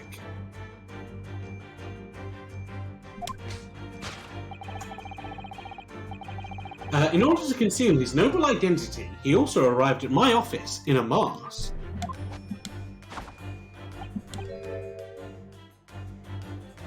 The gentleman's name was Wilhelm Gottsreich Sigismund von Ormstein. The King of Germany. If my memory serves, the mask worn by this gentleman is identical. Although we've already established that it was actually the King of Bohemia, it seems Mr. Sholmes intends to persist with his Germany theory for some reason. Come to think of it, the young prince was wearing a mask as well, wasn't he? Master Gotz, the boy whom you had in tears. Don't remind me, or anyone else. You supposed all members of the aristocracy of mainland Europe wear masks? I'm sure they do. Well, probably anyway. Point is, that mask doesn't belong to any king. No, that's right, as we well know, because we can identify the true owner of this mask. Who could it be? I think it is... Tobias Gregson! Daily Vigil, clearly. You're right. No. Take that! No. Why did you do that? True. I just thought this might be the mask's true owner, but... Not as far as I'm aware. Now remind me, who are you again? Sorry? I do my best to forget those who spectacularly hamper my logic and reasoning. Make your exit, please. Leave the deduction limelight to those who deserve it, Mr. Naruhodo. I thought you'd forgotten my Why did you name. choose my joke option, but not your joke option? Huh? That's offensive. What are you talking about?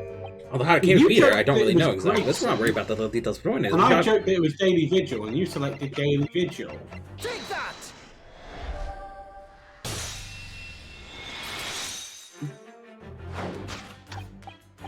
yes, there could be no question. That mask belongs to Kazuma Asogi.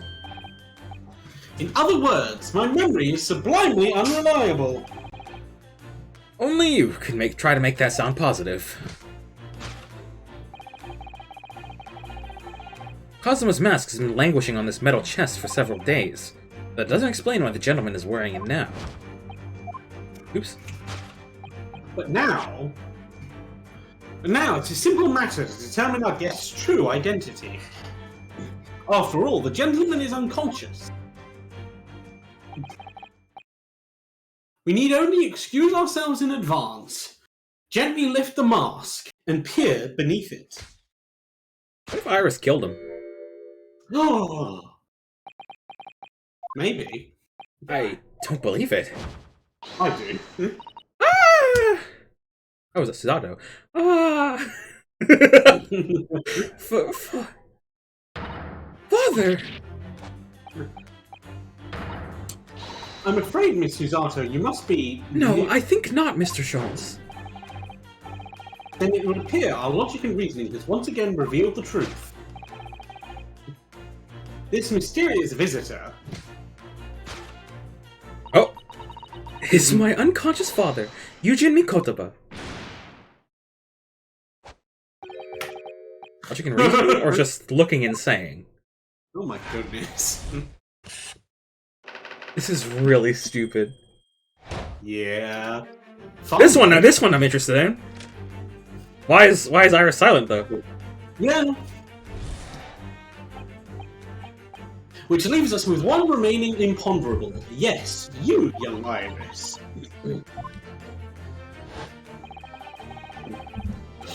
But your apparently inexplicable silence is unable to hide the truth.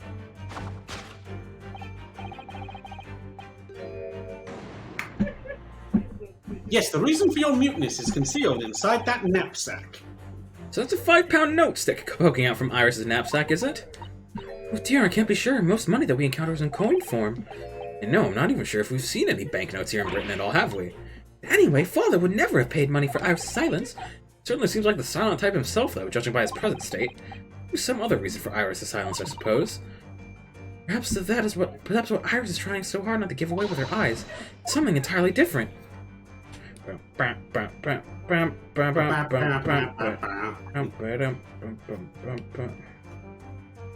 Is there something in her hands?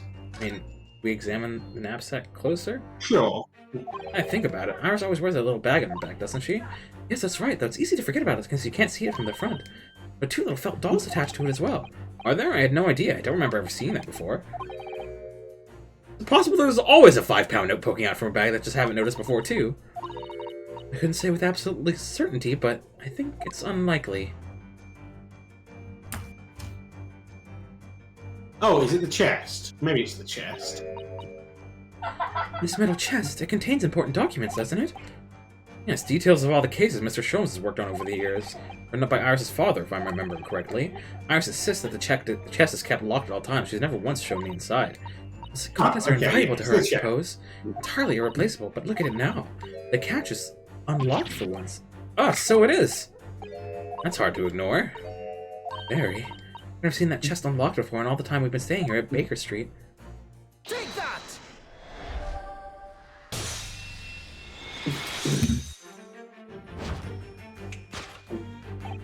Yes, the reason for your muteness is concealed inside this metal chest. An excellent observation, for upon closer inspection, there is something different about the chest's appearance. It's kept locked at all times, yet now the catch is open.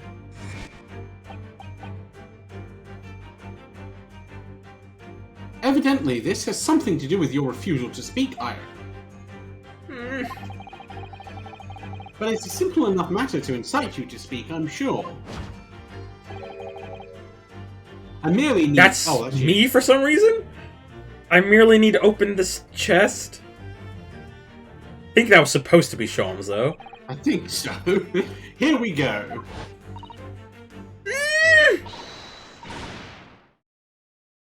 No, Hurley, don't! What the fuck? Oh, that's what happened to me. Okay. No, I can't do this, dude. This is very odd. He's dead. Oh no! Iris is the real Reaper. Never! This is how she gets her victim. Oh, Harley, I told you not to open it. Ah, so you found your voice now, Iris. Ah! In other words, what just happened clearly reveals the truth here. Yes, the real reason for your silence until now is...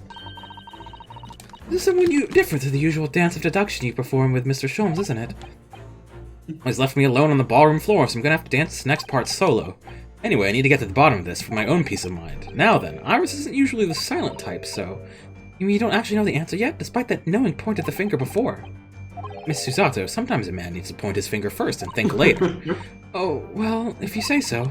We better examine Iris more closely and try to rescue the situation, then.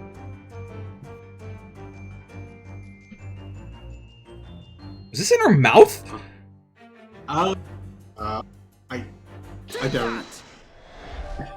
Was it? She couldn't speak because it would have fell out of her mouth. Yes, yeah. Gross. Yes, the real reason for your silence until now is that key behind your back. Ah! When Mr. Sholmes was thrown into the air before.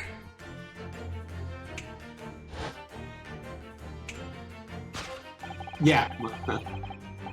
Just before you Okay. called out to try and stop him, you slipped something out of your mouth. That something is the key now in your hands. No doubt the key to the chest. You're so clever, Runo. So now it becomes clear, thanks to Mr. Show's graphic demonstration. You can well imagine what happened here. But Professor Mikotaba also opened that metal chest only to be punched into the air. And land sprawled on the settee. But wait, that doesn't explain all the facts. What about the stylish scarf and the cup of tea, and above all, why would he be wearing Kazuma-sama's mask? Well, for those curious details, I can think of only one explanation. Clearly an unbelievable miracle took place in this room. Isn't that right, Iris? No, you can't. No! It didn't just land on him! Consider how the room was arranged before this whole painful experience took place.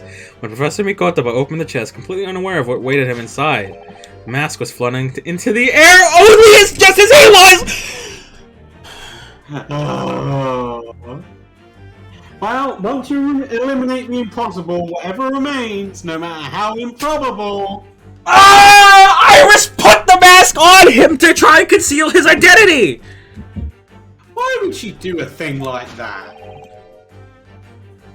Please tell me this is just like, we're following in Sholmes' footsteps and then Suzato's gonna come and correct us. That'd be really funny.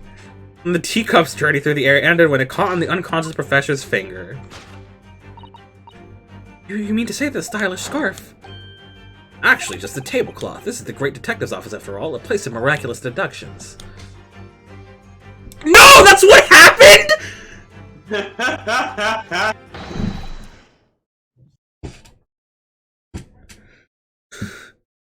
Oh dear.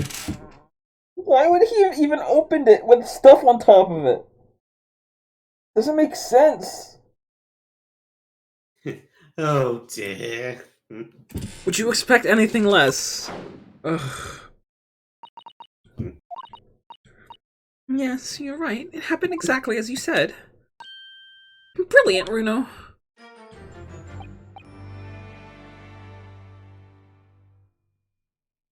Thus concludes Ryunosuke Naruhodo's great deduction of this punchy puzzle. You sound very defeated. Thought this game was supposed to be good or something. So then, why don't I make a fresh pot of tea for us all?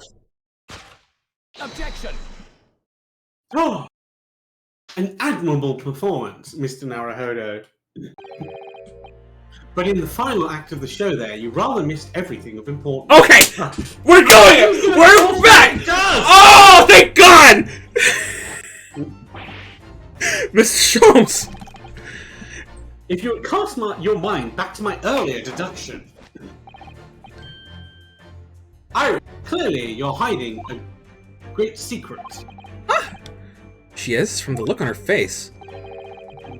Mr. Sholmes must be right. Whatever that great secret is, the cat isn't out of the bag yet. So I put it to you again. You were attempting to abscond with that coffee cup. It really is a shame about Mr. Sholmes' cup. Must have been smashed when Professor Mikotoba opened the chest. Oh dear, so many things seem to have been broken here. Now that the deduction has taken a different direction, Iris doesn't seem to be trying to hide the broken cup anymore. In other words, her great secret is something else. Let's put our observational skills to work here one final time, then. Oh, so no, that was right, but it's just there's more to it.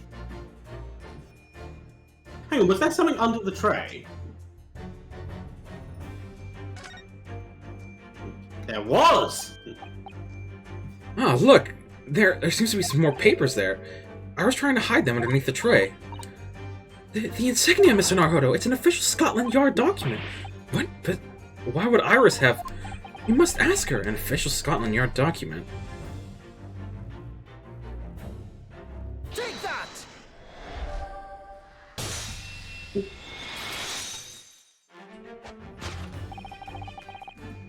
You were attempting to abscond with that case file.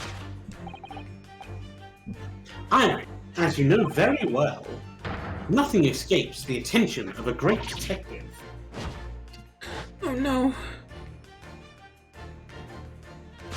We visited Scotland Yard's autopsy laboratory earlier today.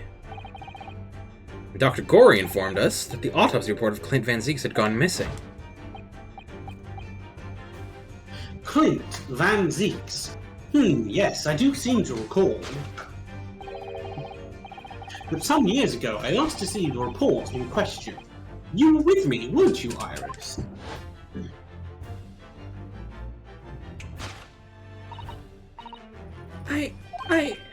You mean it was you, Iris?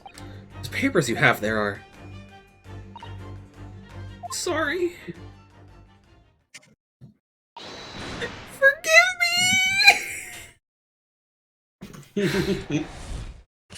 Aww.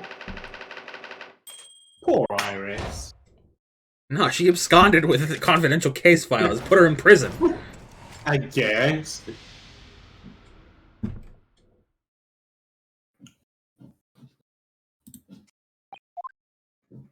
In truth, I would like to have thought I could have predicted the booby-trapped chest. But it caught me completely off guard. I was very nearly the late consulting detective, Herlock Sholmes. I'm sorry, Hurley. So you mean this autopsy report really is...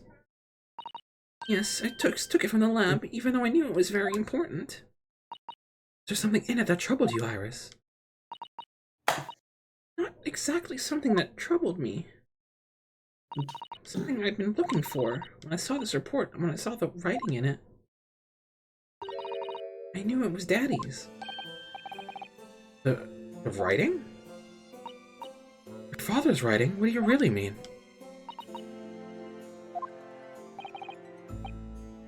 Iris? There must be something that's hard for her to talk about.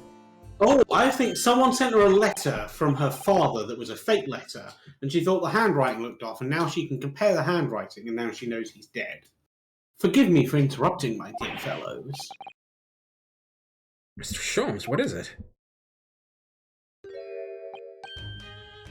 I feel as though the poor unconscious gentleman on the settee has been somewhat forgotten. Ah, Father! Perhaps we should find our guest somewhere more peaceful to rest. Mr. Naruhodo, Yes? would you be so kind as to lend him your bed? We must do our very best to make him comfortable, I feel. Oh, yes, of course. I'll help you carry him up. So, no, everything did just fall onto him. Yep.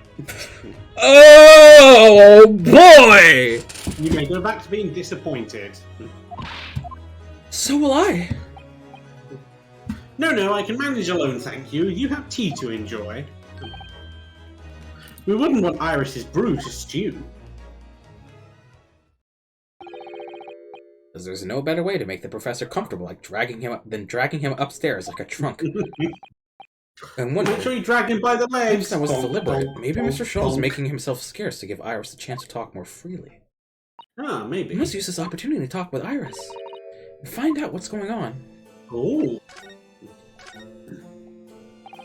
You'd like to tell us about it, Iris, about your father. Sure, I told you before, didn't I, that Daddy used to be Hurley's partner? Yes, and that notes all about all the cases they solved together are kept inside that metal chest. That's right, Hurley told me, you see. He said that Daddy's somewhere far away now, so we can't meet.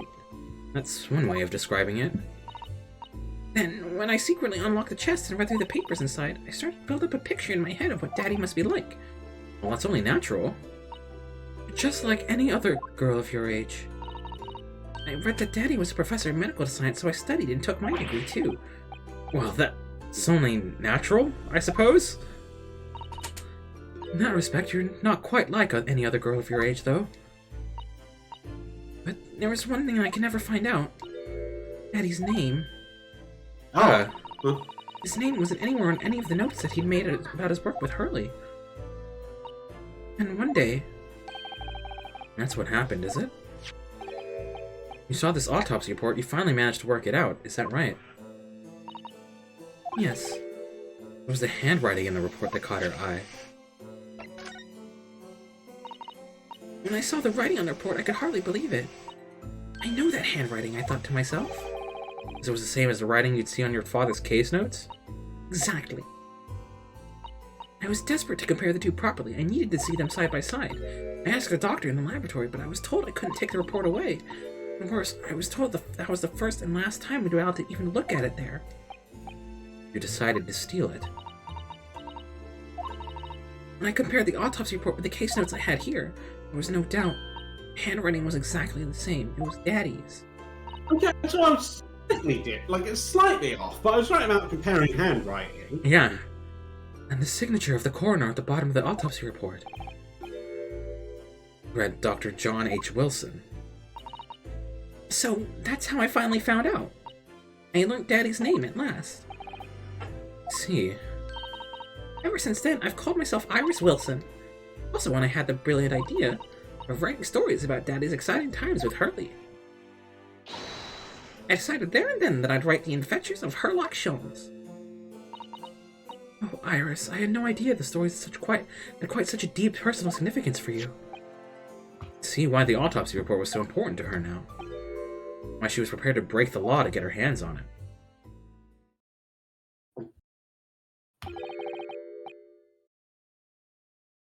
I must apologize, Iris.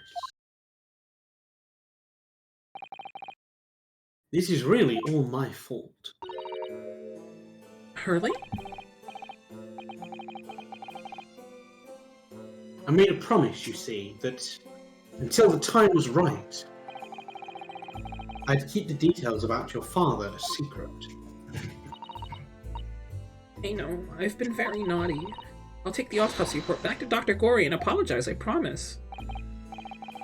Yes, we'll go together, I think. Then, let me look after it for you until we get there. Aha! Clever, Susato! Let's give it a read!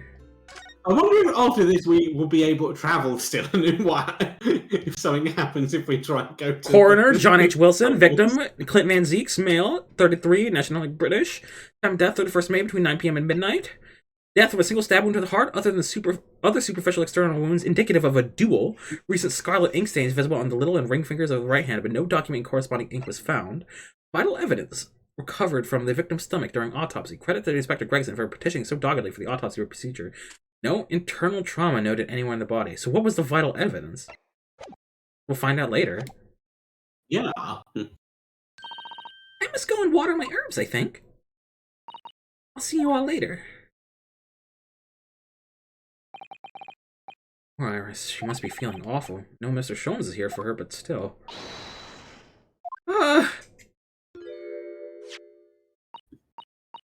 How? What's the meaning of this, Mr. Sholmes? Mr. Sholmes? Oh dear me. So, you've noticed, I see.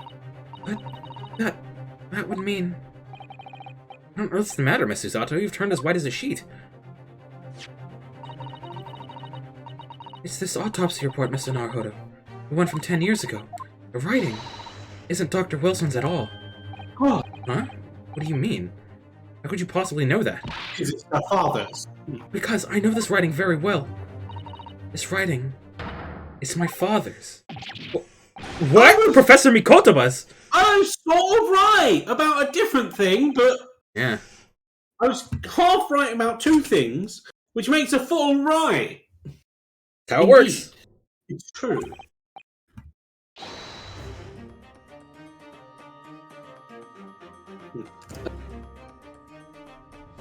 And now you know, my dear fellows. No, I don't know anything. What on earth does all this mean, Mr. Sholmes? Because the idea that's slowly forming in my mind, it's just too extraordinary to believe. Please, you have to explain.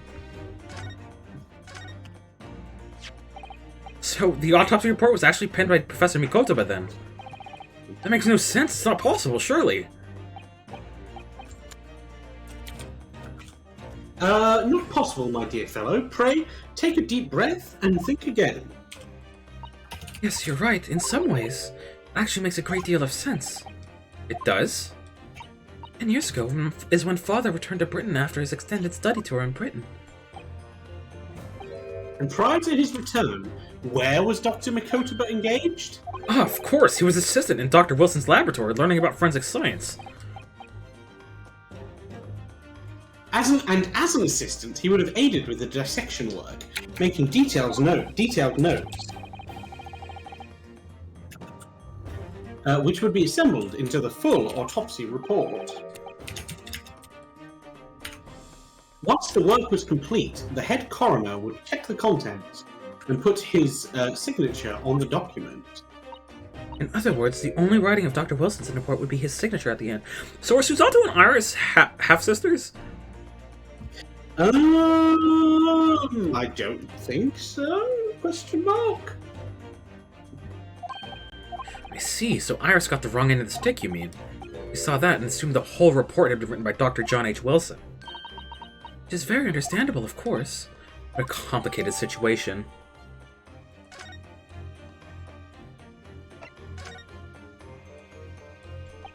Thinking about it, most of what we know now about you, Mr. Sholmes, comes from the published stories of your exploits. Yes, the adventures of Herlock Sholmes written by Iris. And we really have no way of knowing what's fact and what's fiction. Most troubling for you, my dear fellow, I'm sure. So what about this supposed partner of yours? Did he really exist or not? Ah, you've come straight to the point, I see. And please, come straight to the answer. I believe Iris explained it in one of her installments. He was a trusted comrade, and the only person I could truly have called friend. And this partner of yours truly make a record of all your cases? Are his notes really stored inside that metal chest? Absolutely, my dear madam. Absolutely. So, where's your partner now? We rarely meet. You see, he lives on the other side of the world. Oh my god, they were partners. History will remember their friendship fondly. But if this autopsy report and the records of all your old cases were penned by the same hand, and if the autopsy report was written, though not signed by your famous partner, we only one logical conclusion. Pray, impress me. Partner would have to be Yujin Mikotoba. In other words, Miss Susato's father. Upon my word, Mr. Naruhodo, Yes? you are coming along wonderfully. You have hit upon the method at last. You finally grasped the art of deduction. You mean to say? Allow me to introduce you to my great friend and partner, Mikotoba. Huh. Professor Mikotoba!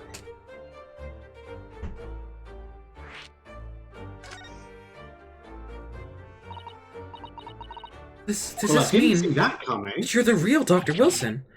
No, my dear, I'm still my old self, Yujin Mikotoba, your father. Oh, of course. This is obviously too much for Susato-san to take in. I must say, though, how my old friend has attained worldwide celebrity as a great mystery solver is the greatest mystery of all. I still remember the first time we met. Ah, pray remind me, when was it again, Mikotoba? 16 years ago, Sholmes. Ah, yes, quite 16 years ago. I just arrived from Japan with Seishiro and Genshin. I was in search of lodgings close to the hospital, some comfortable rooms at a reasonable price. But rents are devilishly high in that particular area. That's right, so I decided I needed someone to share the lodgings and the expense. And I was fortunate enough to be introduced to Sholmes, who'd found himself in a similar situation. I was a callow fellow back then, a mere shadow of the great detective you see now. I was working at the hospital's chemical laboratory at the time, indulging my curiosities for little gain. And the situation of our cohabitation led to us pursuing cases together, you see. Hard to believe. It was a mere 6 years. We had a great many adventures.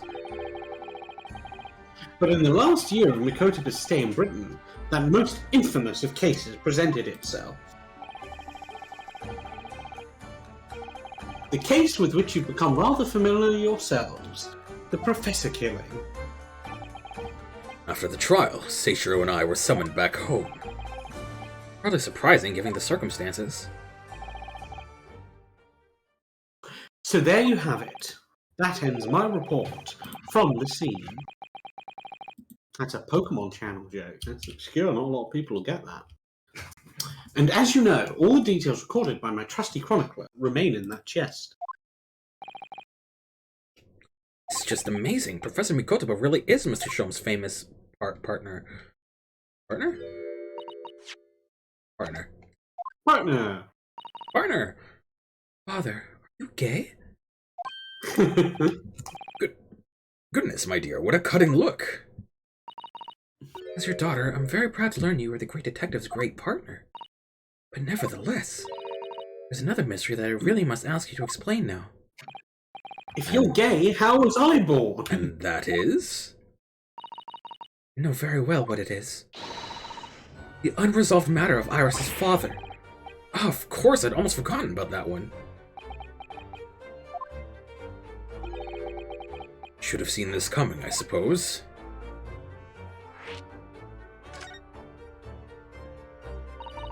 Iris told us that all the notes about the great detective's adventures in that Internet's chest were written by her father. Isn't that correct, Mr. Sholmes? That isn't... Oh, that's you. That is indeed what I told young Iris. But if you're Mr. Sholmes' partner, father, and you wrote all those case notes, then Iris' father must be you. Oh dear. What a scandal. Upon my word, Miss Susato, you are coming along wonderfully as well. You too have hit upon the method at no. You finally grasped the art of deduction. What you've always told me, father, is that my mother died when I was born 16 years ago, and you left me in grandmother's care whilst you embarked on your study tour of Britain. I've always accepted that, but all this about Iris... Oh, there it is, Susato-san's ice-cold stare. No, now, hold on a minute. It was very complicated. I mean, it's really not what you think. Perhaps you'd like to explain exactly what it is. There it is. Now the eyes go from ice-cold to red-hot just before she... No, really, you've got the wrong end of the stick. Show him, say something, man.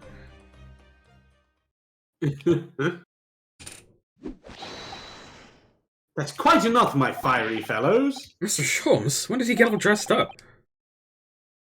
Whilst I don't like to interrupt this exciting exploration of the past, Mikotoba and I have an urgent matter that requires a short excursion.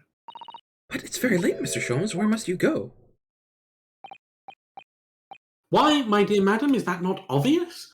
My partner and I must pursue our natural enemy.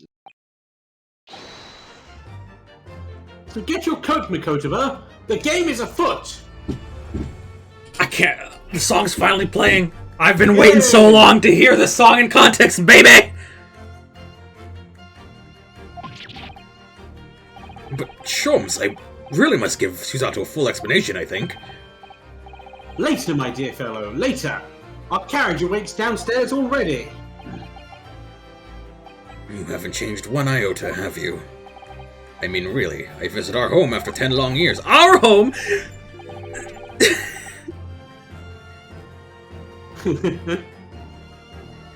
And when I open that chest in a fit of nostalgia, I quite inexplicably pass out.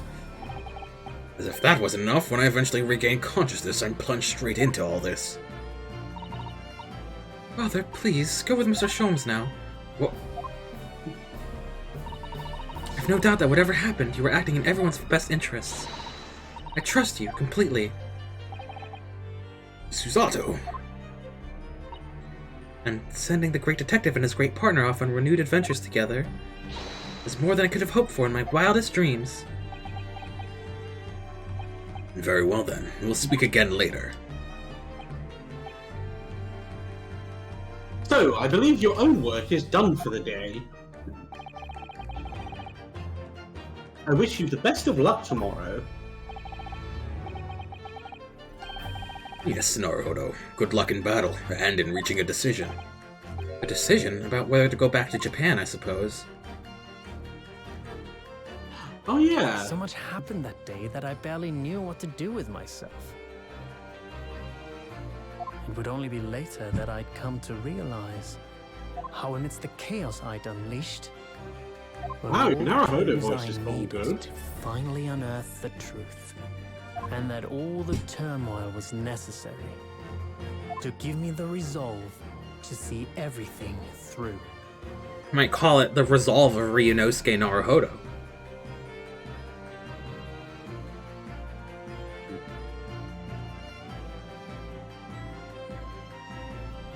So that's the end of Case 4!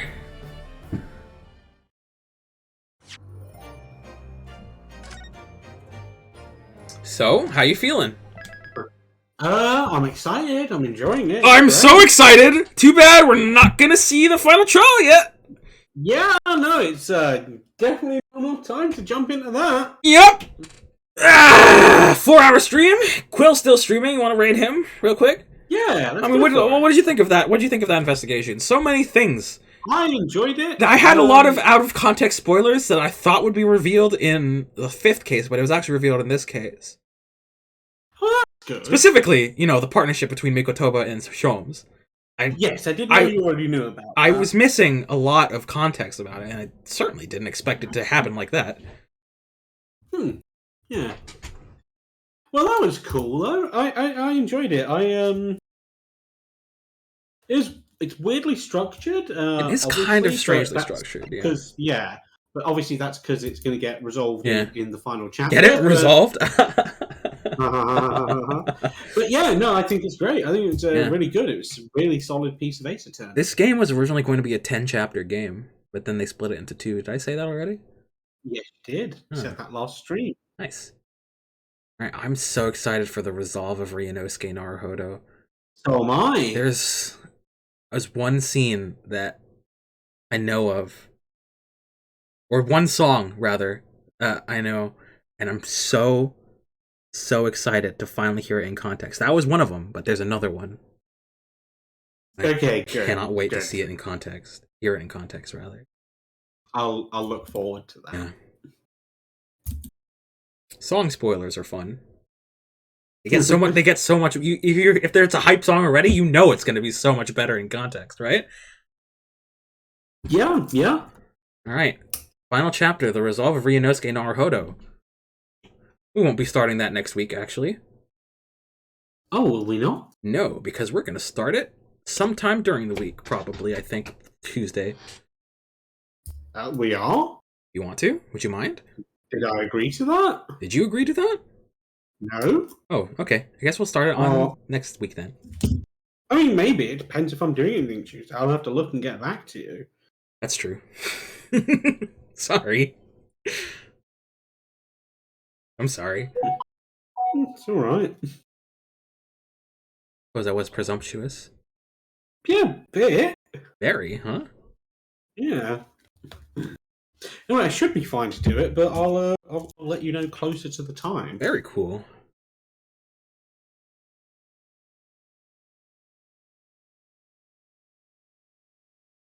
Alright, so should we just raid Quill now? Or what? He's on the finale of the multiplayer. Oh, yeah. Are you there? Oh, yeah. Yeah, I'm here. Jeez. Jeez. I feel like I made things awkward by saying we would do it on Tuesday. A little bit. A little bit. I should be fine, but I have no idea whether I was doing something there or not. Like, yeah. There's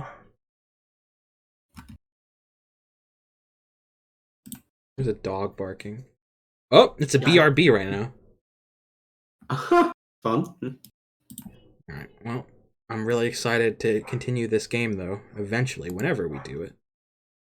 Nice. I want to be able to stream as much as I can during this break, school break.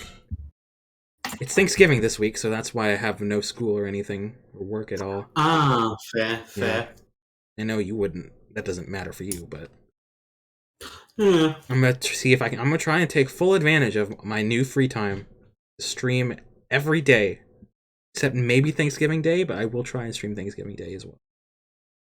Fair. Well, best of luck with that. Yeah. Best of luck with that. And maybe one of those days will be the resolve of Ryunosuke Naruhodo. Maybe. Maybe. All right. Maybe. I guess I'll raid Quill. Sure. Bye, everybody. Bye. Only have one viewer. I think it might be you. Oh, there's two. Here we go. Bye. One of them is me. Bye-bye.